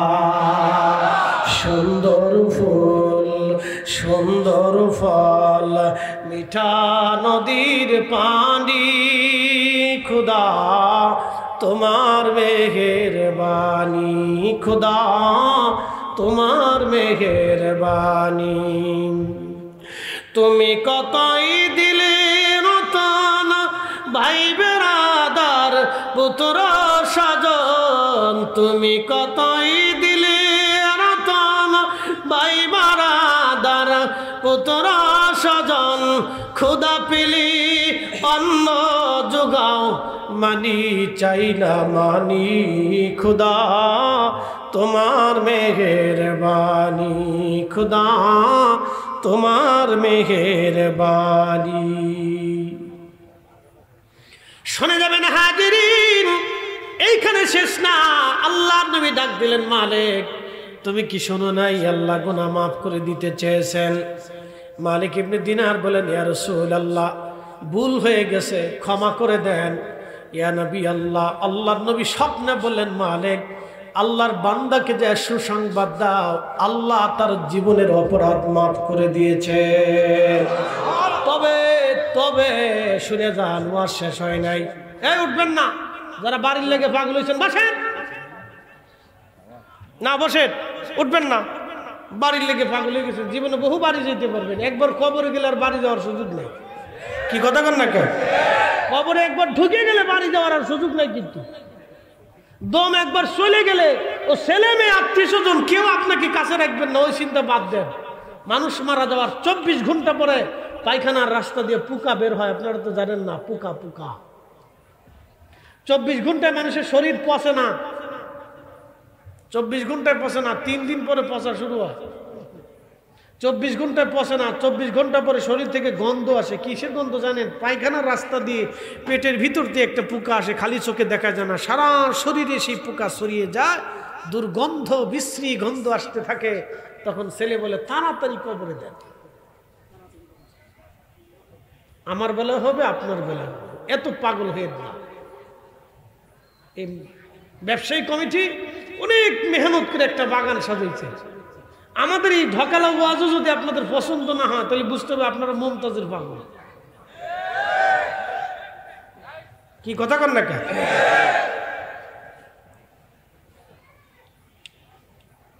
এত বেশি ব্যস্ত হেন না বাপ আমার, আপনার আখেরাতের জন্য আপনাদেরকে বসাইতেছি। প্রিয় বন্ধু আমার, চলে যাবেন না, শুনে যান, কথাগুলি কাজে লাগবে। মেহবুব নবীজি ডাক দিয়ে বললেন, মালিক ইবনে দিনার, শোনো গো, তাকে যে বলবা আল্লাহ ক্ষমা করছেন বটে, কিন্তু কিয়ামতের ময়দানে আল্লাহ সালিশ বসাবে, বিচার বসাবে। মালিকি ইয়াউমিদ্দিন, বিচার দিনের মালিক সে রব।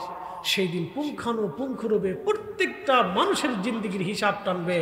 আল্লাহ নবী বলেন, মালিক শুনে রাখো, সেদিন গরু, ছাগল, হাঁস, মুরগি, ভেড়া, বকরি, কুত্তা, বিলাই, ছাগল, জিন, ফেরেশতা সবার হিসাব আল্লাহ টানবে, শুধু আমাদের না, সৃষ্টির সমস্ত জীবনের হিসাব আল্লাহ টানবে। আহা, আমি লিখি নেই, আল্লামা ইমাম জালালউদ্দিন আসসুয়ুতি মাসালিকুল হুনাফা বিওয়ালিদাই মুস্তাফা আল হাবিলিল ফতোয়ার ভিতরে আল মুজাল্লাদুস সানিতে তিনি লিখেছেন, কিয়ামতের ময়দানে আল্লাহ গরুর বিচার করবে।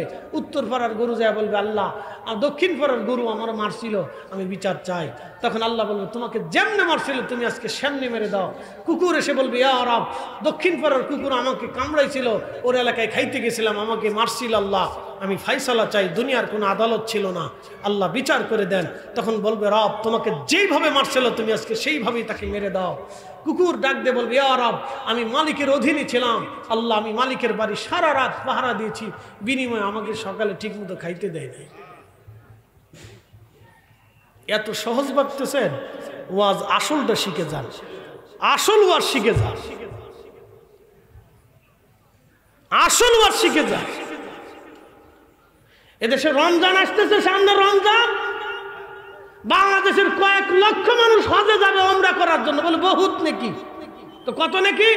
বলে 1 রাকাত নামাজে 1 লক্ষ রাকাতের সওয়াব, আর মাহে রমজানে গেলে অগণিত কোনো হিসাব ছাড়া। কত তো সত্য। কিন্তু আপনি যে রমজানে 2 লক্ষ টাকা খরচ করে ওমরা করবেন, আপনার বাড়ির পাশের কত গরিব মানুষ ইফতার করার মতো ভালো খাবার খুঁজে পায় না। আপনি ওই ওমরায় না যাইয়া যদি ওই 2 লক্ষ টাকা খরচা করে বাড়ির আশেপাশের গরিব মানুষের ঘরে ইফতার বসাই পাঠাইতেন, তাহলে আল্লাহ পাওয়ার জন্য মক্কায় যাওয়া লাগতো না, ঘরে বসে আল্লাহ পেয়ে যেতেন।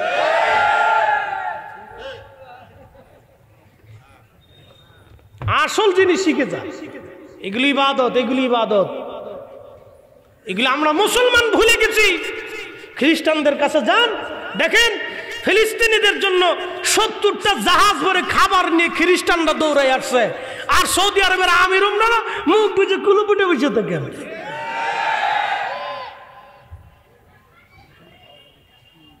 ওরা আগে গেছে, নবীর চরিত্র ওরা নিয়ে গেছে। ওরা কালেমা নেয় না, ঈমান নেয় না, কিন্তু আদর্শ নিয়ে গেছে। আমরা কালেমা আনছি, ঈমান আনছি, মাগার আদর্শ এখনো নিতে পারি নাই। কথা ঠিক কিনা? যেটা আদর্শ ছিল সেটা নিতে পারি নাই। মনে কিছু নিয়ে না, দুঃখে পরে কথাগুলি বলতে হচ্ছে। আজ প্রিয় উপস্থিতি, ওয়াজ কাকে শোনাবো বলেন তো? কয়েকদিন আগে দেখলাম দিনাজপুরের এক পাগল ডাস্টবিনে, যেখানে মানুষ খাবার দাবার ময়লা আবর্জনা ফেলা, শহরের ভিতরে ক্ষুধার্ত অবস্থায় পড়ে মরে আছে। হয়তো খাইতে গেছিল, তার শরীর দেখলে বোঝা যায় সে ক্ষুধার্ত। আহা, এই পাগলটা কিয়ামতের ময়দানে আল্লাহর আদালতে দাঁড়িয়ে বলবে, হে রব, 18 কোটি মানুষের কাছে আমার খাবার মিলে নাই, আল্লাহ আমি ফায়সালা চাই, আল্লাহ 18 কোটি মানুষ আমাকে খাবার দিতে ব্যর্থ হয়েছে। কি জবাব সেই দিন দেব? মাঝে মধ্যে চিনতে গাহিম হয়ে আসে। ওয়াজ কাকে শোনাবো? ওয়াজ শুনতে হবে, ওয়াজ বুঝে যেতে হবে। খালি ওয়াজ শুনে গেলে হবে না, ওয়াজ শুনে যাওয়ার পরেই মানকি চিপে দাঁড়ায় 2 বিড়ি টান দেখুন, হ্যাঁ হুজুর ওয়াজ করছে তা জানি।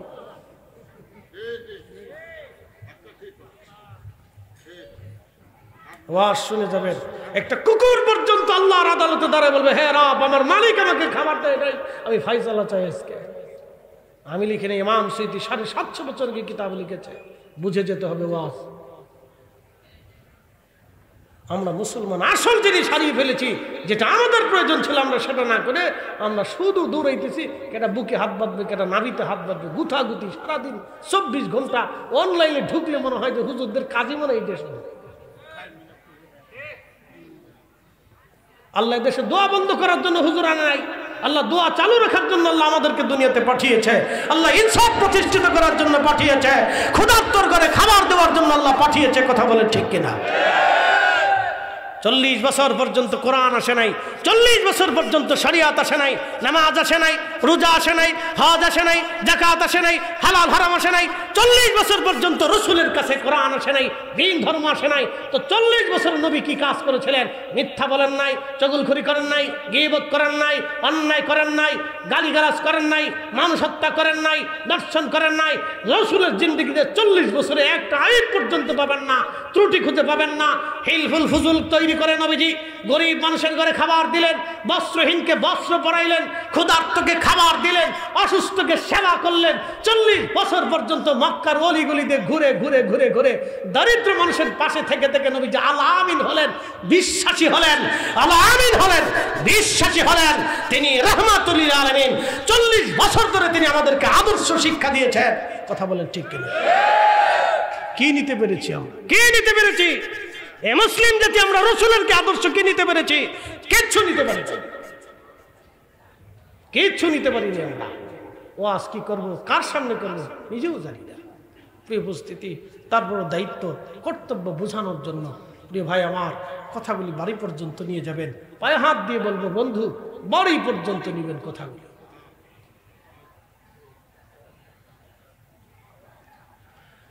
প্রিয় উপস্থিতি হাজিরিন, প্রিয় ভাইরা আমার খুব মনোযোগের সাথে শুনবেন। আল্লাহর নবী বললেন, মালিক যায়া তোমার আল্লাহর বান্দাকে বলো আল্লাহ থেকে মাফ করেছেন, কিন্তু কিয়ামতের ময়দানে আল্লাহ বিচার বসবে। রব্বুল আলামিন সেদিন মা তার বাদী হয়ে সন্তানের বিরুদ্ধে মা মামলা করে দেবে। আল্লাহ তো মালিক ইয়াউমিদ্দিন, বিচার দিনের মালিক। আল্লাহ বিচারে বসে যাবেন। মাকে হত্যা করার কারণে, কষ্ট দেওয়ার কারণে, আগুনে পোড়ানোর কারণে মায়ের বিরুদ্ধে, মায়ের পক্ষে মুহাম্মদ ইবনে হারুনের বিরুদ্ধে আল্লাহ রায় দিয়ে দিবেন। আল্লাহ তার নিজস্ব ক্ষমতায় আল্লাহ দয়া মাফ করছেন বটে, কিন্তু মা মামলা করবেন। রব্বুল আলামিন জাহান্নামের আগুনে 3 দিন পর্যন্ত তাকে পোড়াবেন। দুনিয়ার 72 ঘন্টা সমান 3 দিন 3 রাত। দুনিয়ার 72 ঘন্টা পর্যন্ত আল্লাহ তাকে জাহান্নামের আগুনে পোড়াবে। এরপরে আমার রব তার মায়ের কলিজার ভিতরে দয়া ঢেলে দেবে। আল্লাহু আকবার, আল্লাহু আকবার। না না হয় না, আরো জোরে বলেন আল্লাহু আকবার। ইয়া রব, তিনি রহমান, তিনি রহিম, তিনি রহমান, তিনি রহিম। আল্লাহর দয়া লাগবে। রব তার মায়ের কলিজার ভিতরে দয়া ঢেলে দিবে। দয়া যখন ঢেলে দিবে তখন মার কলিজায় ব্যথা লাগবে। বলবে, হে রব, আমার সন্তানের শাস্তি যথেষ্ট হয়েছে, আল্লাহ আমি আমার বেটাকে মাফ করে দিলাম। বুঝছেন? হক্কুলিবাদ বুঝে যান, বুঝে যান হক্কুলিবাদ। যেটা জিন্দেগিতে আমাদের বাস্তবায়ন করার দরকার ছিল, আমরা সেটার তিল পরিমাণেও নাই। না, তিল পরিমাণেও নাই।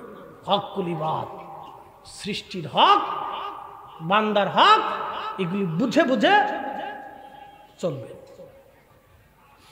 আল্লাহ বলেন, ইম্মা ইয়াবলুগান্না ইনদাকাল কিবার আহাদুহুমা আও কিলাহুমা ফালা তাকুল লাহুমা উফ। এরপর আল্লাহ বলেন, ওয়ালা তানহারহুমা ওয়া কুল লাহুমা কাওলান কারীমা। বাবা মার সাথে উচ্চ বাচ্চা কথা বলবেন না, দোয়া ছাড়া কেউ যাবেন না। দোয়া করে যাবেন প্লিজ, আপনাদেরকে অনুরোধ করবো, দোয়া করে যাবেন। মা বাবা দাদা দাদি কবর থেকে প্রতীক্ষায় দোয়ার আশায় বসে আছে। আমি লিখিনি, ইমাম ইবনে কাইয়্যিম কিতাবুর রূহের ভিতরে লিখছেন, বাবা মার কবরের উপরে রূহগুলি প্রতীক্ষায় বসে থাকে, হয়তো আজকে আমাদের জন্য দোয়া হবে। তারা দোয়ার প্রতীক্ষায় বসে আছে। বেশি লম্বা করব না, বেশি লম্বা করে আপনাদের ধৈর্যচ্যুতি করব না। আমরা আপনাদেরকে নিয়ে দোয়া করব। আমি মূল আখুল ইবাদা রব্বে করিমের দরবারে হাত তুলে কান্নাকাটি করে মুহাম্মদ ইবনে হারুন সমরকন্দির জিন্দিগির গুনাহ আল্লাহ ফয়সালা করছেন, অতএব দোয়া সারা যাবেন না। ইয়া রব্বি, ইমাম আবুল ফরাজ ইবনুল জৌজি পৃথিবীর শ্রেষ্ঠ মুহাদ্দিসের 4 মুহাদ্দিসের একজন, যারা হাদিসের চুলচেরা বিশ্লেষণ করেছেন। ইমাম হযরত আসকালানি, আল্লামা ইমাম আবুল ফরাজ ইবনুল জৌজি, ইমাম যাহাবি আর ইমাম নুরউদ্দিন হাইসিমি, এরা বিশ্ববিখ্যাত ইমাম যারা হাদিসের চুলচেরা বিশ্লেষণ করতেন। আরো অনেকগুলি ছিলেন, ইমাম ইরাকি ছিলেন, ইমাম মুল্লা আলী কারি আছেন, ইমাম হাজার হাইতেমি আর শাফি আছেন, ইমাম সুয়ুতিও আছেন। এই দলের ভিতরে আরো অনেক অনেক ইমাম আছেন যারা হাদিসের চুলচেরা বিশ্লেষণ করতেন। তাদের ভিতরে একজন ইমামের কিতাব থেকে আপনাদেরকে হাদিস শোনাইলাম, এই ঘটনাটা কাসাসটা শোনাইলাম। তো যখন মালিক ইবনে দিনার রাহিমাহুল্লাহ তার কাছে এসে সুসংবাদ দিছে, ও বান্দা তোমার মাফ হয়ে গেছে কিন্তু শাস্তি হবে, খুশির আতিশয্যে সে বান্দা খুশির আতিশয্যে খুশির চিন্তায় রব্বে করিমের দরবারে সেজদার মধ্যে পড়েই সে মারা গেল। একসাথে বলবেন না মারহাবা। রব্বে করিমের সেজদায় পড়েই সে আর উঠতে পারে নাই, মারা গেছে খুশির আতিশয্যে। যে 40 বছর ধরে আমি সাধনা করতেছি, আমার ক্ষমা হয় না, আজকে ক্ষমা হয়ে গেছে। খুশির আতিশয্যে সেজদার ভিতরে পড়িয়া চিৎকার করতে করতে সে মারা গেল। হযরত মালিক ইবনে দিনার রাহিমাহুল্লাহ তারে গোসল করাইলেন, তার নিজের তিনি নিজে থেকে উপস্থিত থেকে তার হেরেমে তার জানাজার নামাজ পড়াইলেন।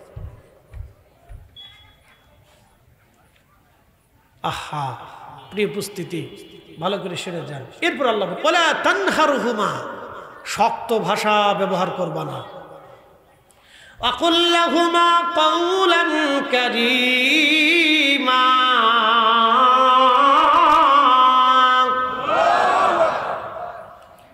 দয়াময় সুন্দর সুন্দর কথা তুমি বলবে। ওয়াখফিদ লাহুমা জানাহাদ যুল্লি মিনার রাহমা,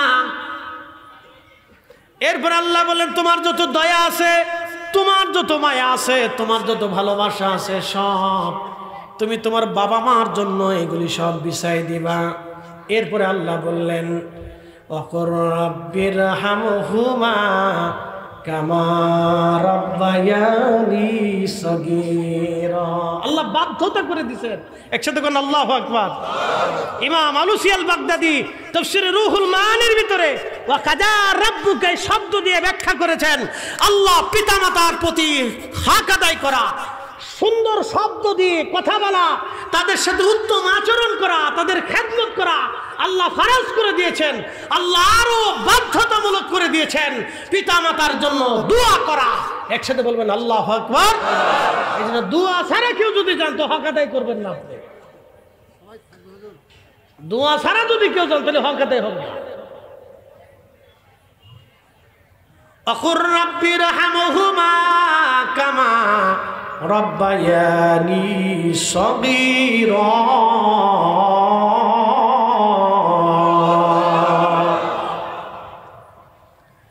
আল্লাহ যেইভাবে আমার বাবা মা আমাকে দুলিয়ে দুলিয়ে,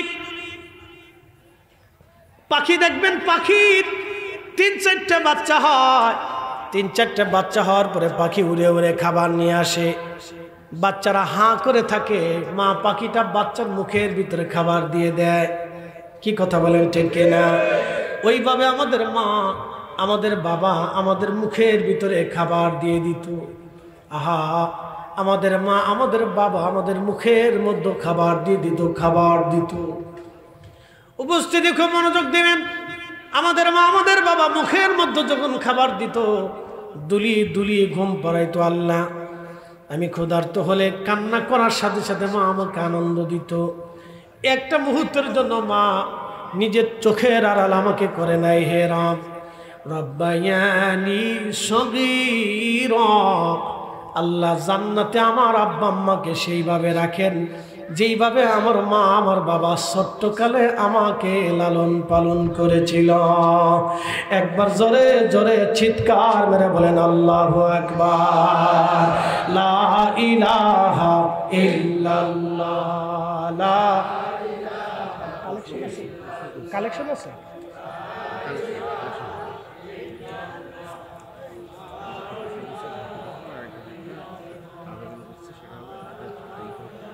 কেন্দ্রীয় মসজিদে কোরআন হয়, কোরআন শেখানো হয় বড়দের। ঠিক আছে, সুন্দর সুন্দর। এই জন্য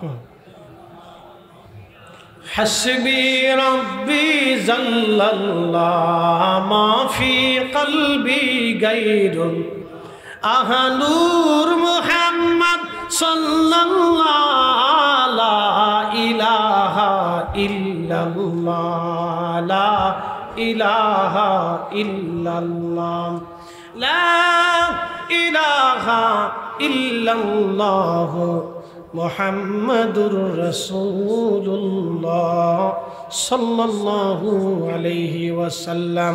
তাহলে বলেন তো বাবা মার জন্য দোয়া দরকার আছে না নাই? প্রশ্ন রাখবেন ফরিদে হুজুর, মা মরে গেছে, বাবা মরে গেছে, এখন আমার উপায় কি? ভয় পাবেন না, আমি আগে বলেছি আল্লাহ নিরাশ করে না, আমি নিরাশ করব না। ভয় পাবেন না, চিন্তার কারণ নাই।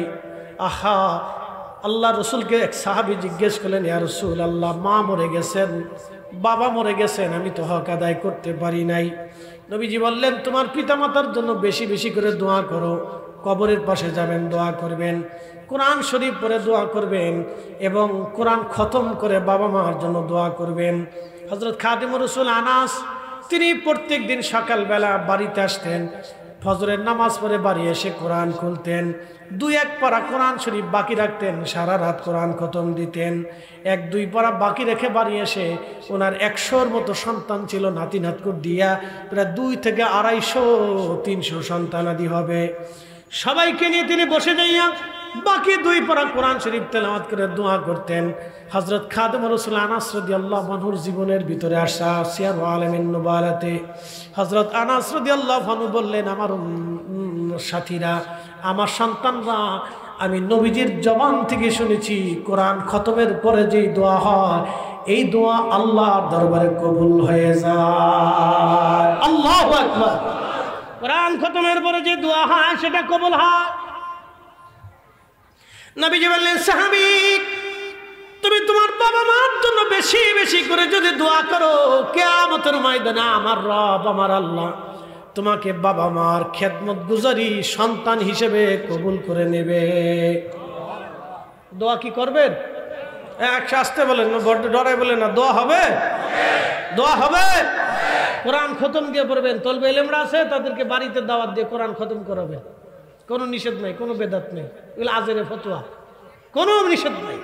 বাড়িতে তলবে ইলমদেরকে ডেকে নিয়ে কোরআন খতম দিয়ে বাবা মার জন্য দোয়া করাবেন।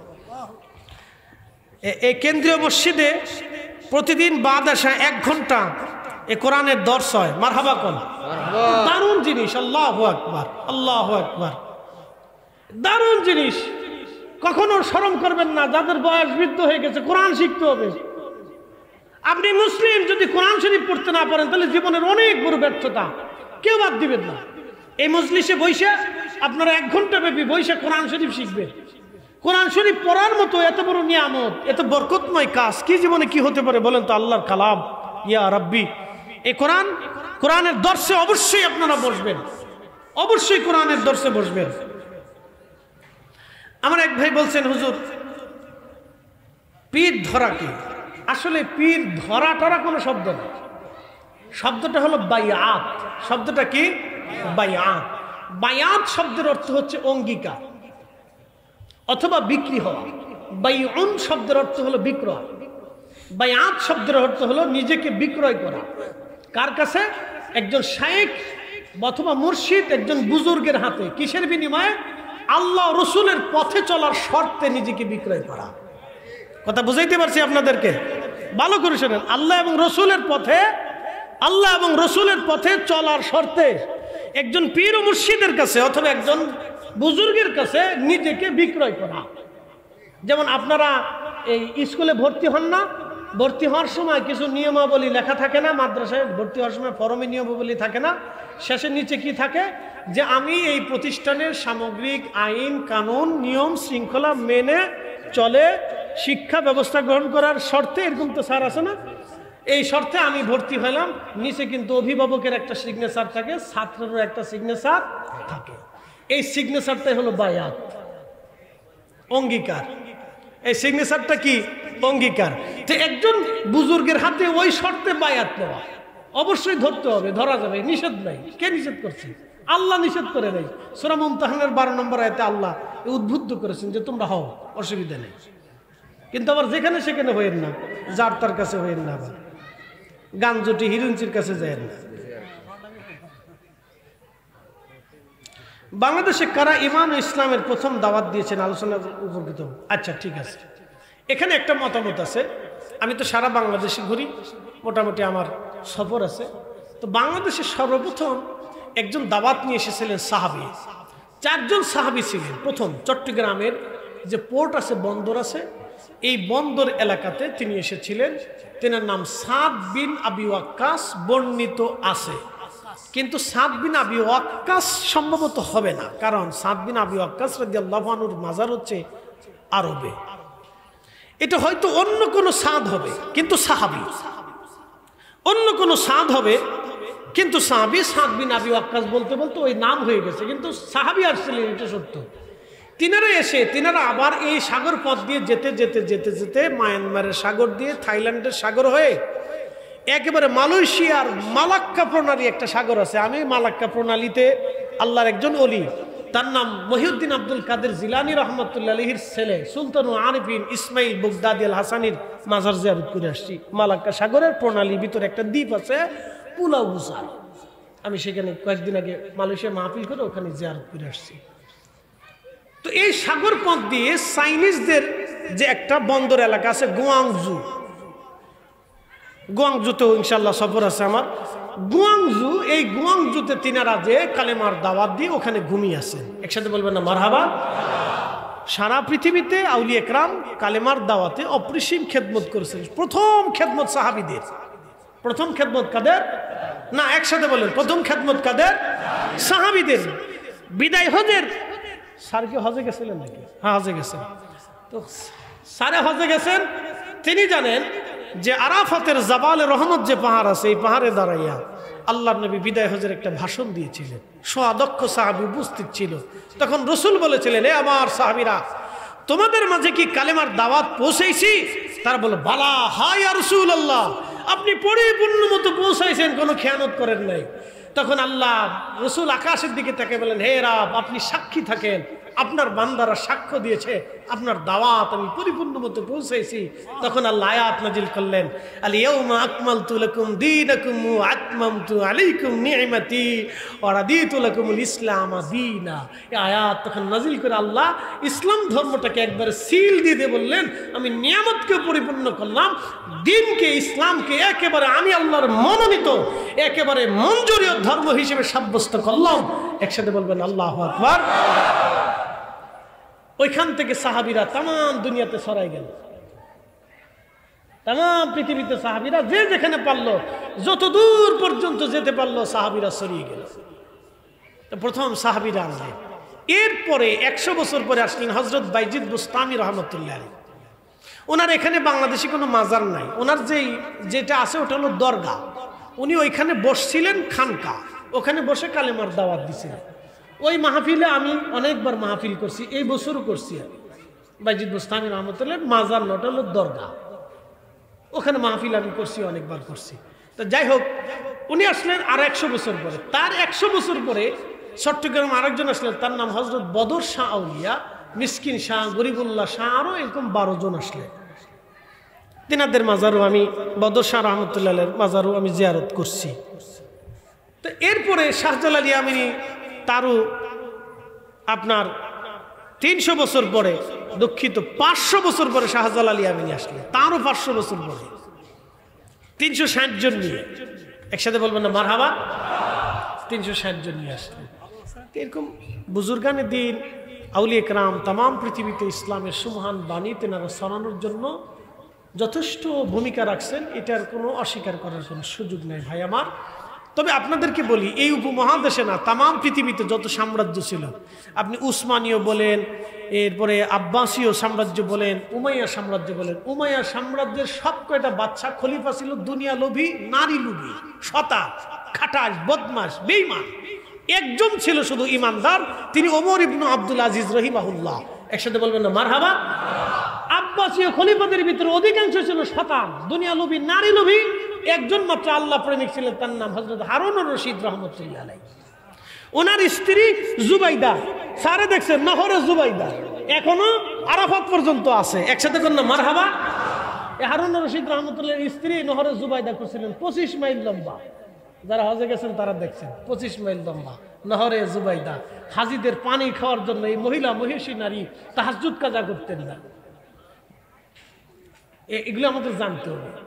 এরপর উসমানীয়দের ভিতরে দুইজন বাদশা খলিফা ছিলেন খুব ভালো, একজন উসমান গাজী আর একজন যে খলিফা দ্বিতীয় আব্দুল হামিদ। উনরা শুধু বুজুর্গ ছিল। এরপরে যা ছিল খালি বিয়ে করতো, দাসীবাদী নিয়ে এ খালি আকাম কুকাম করে বেড়াইছে। হ্যাঁ, এরপরে এই মোগল যারা ছিল সবকটা তো নারী লোভী। সালতানাতে যারা ছিল, নবাবী যারা ছিল, সবকটা খালি নারী লোভী, ক্ষমতা লোভী ছিল। বাংলাদেশ, পাকিস্তান যাই কোনে সাঁতার সব হলো নারী লোভী, টাকা লোভী, ক্ষমতা লোভী। রাজনীতির ওয়াজ চলে আসবেন, এদিকে যাবো না।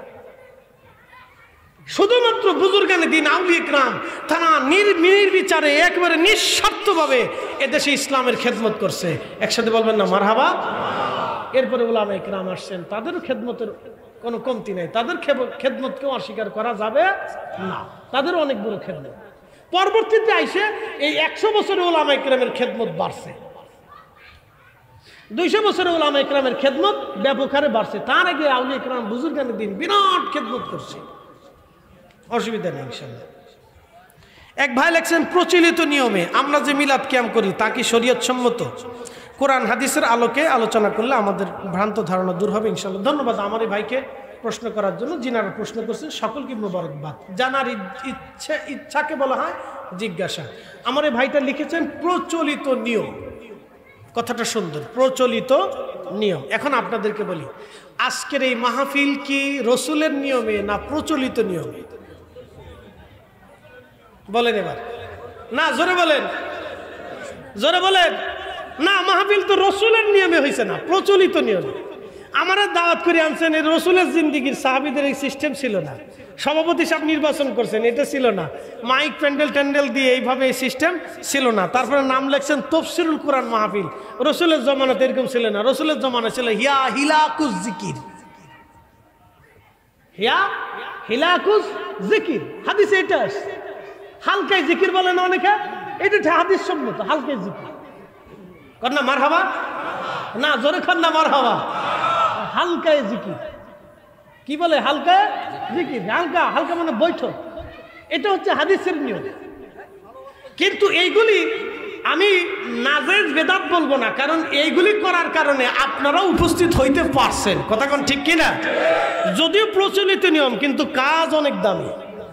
কাজ কি? অনেক দামি, কাজ অনেক দামি। এই জন্য আমরা বেদাত বলবো না। মিলাদ যদিও আপনি বলতেছেন প্রচলিত নিয়ম, ঠিক আছে মানলাম, কিন্তু এখানে কোরআন তেলাওয়াত আছে, দুরূদ শরীফ আছে, দোয়া আছে, তারপর মানুষের মেহমানদারি আছে। আপনি এটারে তো একবারে নাশক ফেলাই দিতে পারেন না। কথা ঠিক আছে না ভাই? এখানে কি আছে? দোয়া আছে, দুরুদ আছে, এরপরে দোয়া, মানুষের জন্য মেহমানদারির, তাবারকের খাবারের ব্যবস্থা আছে, ছাড়া যাবে না। যদিও আপনি লেখছেন প্রচলিত, আমি যদি এরকম হিসাব করি তাহলে আরও অনেক কিছু প্রচলিত আসবে। যেমন আমাদের মাদ্রাসার যে দর্শের সিস্টেমটা, এই মাদ্রাসার দর্শের সিস্টেমটা রসুলের জিন্দিগিতে সময় ছিল না, এটাও প্রচলিত। পরবর্তীতে এটা উলামায়ে কেরাম দিক নির্দেশনা করছে। তারপরে আমরা যেইভাবে মসজিদ নির্মাণ করি, এত কারুকার্য করি, খচিত করি, এটাও প্রচলিত নিয়মে। রসুলের জমানাতে এই সিস্টেমে কোনো মসজিদ ছিল না। অতএব প্রচলিত শব্দ যদি বলি তাহলে ইসলামের অনেক কিছুই আমরা প্রচলিত ধরতে পারি, কিন্তু এগুলি ধরে আমরা যদি বাদ দিয়ে দেই তাহলে অনেক কিছু বাদ যাবে। কথা বুঝতে পারছি? এই যে আমাদের দেশে এখন যারা তাবলীগের কাজ করে, দাওয়াত দেয়, এই সিস্টেমে, এই পদ্ধতিতে, প্রচলিত পদ্ধতিতে রসুলের জমানায় ছিল না, কিন্তু কাজ সুন্দর। করুক, অসুবিধা নেই। আমি বেদাত বইলা, নাজায়েজ বইলা, হারাম বইলা আমি তার নিবৃত্ত করতে যাব না, কারণ আমার আল্লাহ নিবৃত্ত করে নাই। বলে কোন দলিলে? আল্লাহ কোরআনে বলছেন। কিভাবে বলছেন? ভালো করে সোজান। ফামাইয়া আমাল মিসকালা যাররাতিন খাইরান ইয়ারা, অনুপরিমাণ নেকের কাজ যদি করো তারপরেও তোমার প্রতিদান তোমাকে দেওয়া হবে। একসাথে বলেন না মারহাবা। এই মাহফিল কমিটি যারা আছে এদের ভিতরে অনেকেই আজকে জোহরের নামাজ পড়ে নাই। না, মন খারাপ করার কিছু নাই, আমি বুঝার জন্য বলতেছি। এখন আপনারা বলেন যে যারা জোহর পড়ে নাই ওদের মাহফিল আমরা থাকবো না, চলে যাব, হবে? কথা কর না কেন? হবে। কিন্তু এই যে তারা যে মাহফিল সাজাইছে এর প্রতিদান কি তারা পাবে না? কোন দলিলে পাবে? কোরআনের দলিলে পাবে। এই জন্য কেউ যদি মিলাদের দাওয়াত দেয় নিষেধ করে দেয়, কোরআনের দলিলে নেকি পাবে। সুবহানাল্লাহ বলবেন না আপনারা? আমি আপনাদেরকে সমন্বয় করলাম, এটি নিয়ে ঝগড়া করবেন না, আশা করি আপনারা বুঝতে পেরেছেন।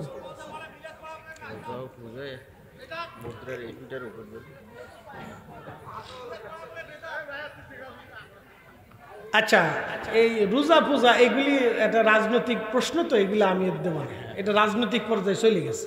এগুলি নিয়ে বহুত আলোচনা সমালোচনা হয়েছে। এগুলো যে বলছে সে ভুল বলছে, কথা ঠিক আছে না? তার ভুল হইতে পারে, মানুষের মাত্র ভুল হয়, আমরা ক্ষমা সুন্দর দৃষ্টিতে দেখি, আর কি করার আছে? সবারই ভুল হয়, আমারও কথায় কথায় ভুল হইতে পারে। তা আমি এগুলি রাজনৈতিক পেশাল, তো এই পেশালের ভিতরে আমি নাই, কারণ আমি কোনো রাজনৈতিক দলের সমর্থক না। আমি জীবনে কোনো দিন ভোট দেইনি। বলে হুজুর কারণ কি? ভোট দিতে যায় দেখি কাউরে পছন্দ হয় না, এই জন্য দেই নাই, শেষ। আমি গণতন্ত্রে বিশ্বাসী না, আমি খেলাফতে বিশ্বাসী। এখন আপনারা মানলে মানেন, না মানলে না মানেন। 4 খলিফা যেই পদ্ধতিতে রাষ্ট্র পরিচালনা করছেন ওই পদ্ধতিতে যদি আসে তাহলে আমি আসি, নালি নাই, সোজা হিসাব। এবার আপনি খুশি হন আর বেজার হন, ও আমার সাঁতার দেখার সময় নেই।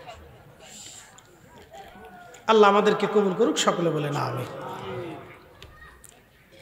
তার কথা বাড়াবো না, দোয়ার দিকে চলে যাবো ইনশাল্লাহ। আল্লাহ কবুল করুক, সকলে বলে না আমি। একটু জিকিরে দুরূদ শরীফ, আল্লাহুম্মা সাল্লি আলা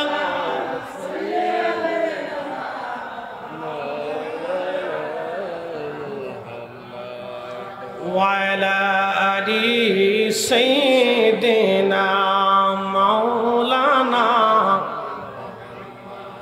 আমরা এত সময় আপনাদেরকে নিয়ে তাকরীর করলাম, এখন আমাদের কারো মা আছে, বাবা আছে, দাদা আছে, দাদি আছে, কবরে আছে, আমরা তাদের জন্য দোয়া পাঠাবো।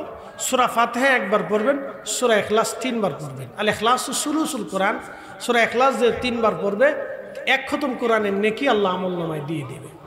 আমরা যদি এখানে 2000 লোক থাকি তাহলে 2000 খতমের সওয়াব এসে যাবে অল্প সময়ে, 2 মিনিটে ইনশাআল্লাহ আমরা পড়ে ফেলি। বিসমিল্লাহির রহমানির রহিম। হ্যাঁ বলতেছি, আমি শেষ করে দিই। আলহামদুলিল্লাহি রাব্বিল আলামিন আর রহমানির রহিম মালিক ইয়াউমিদ্দিন ইয়্যাকা না'বুদু ওয়া ইয়্যাকা নাস্তাঈন ইহদিনাস সিরাতাল মুস্তাকিম সিরাতাল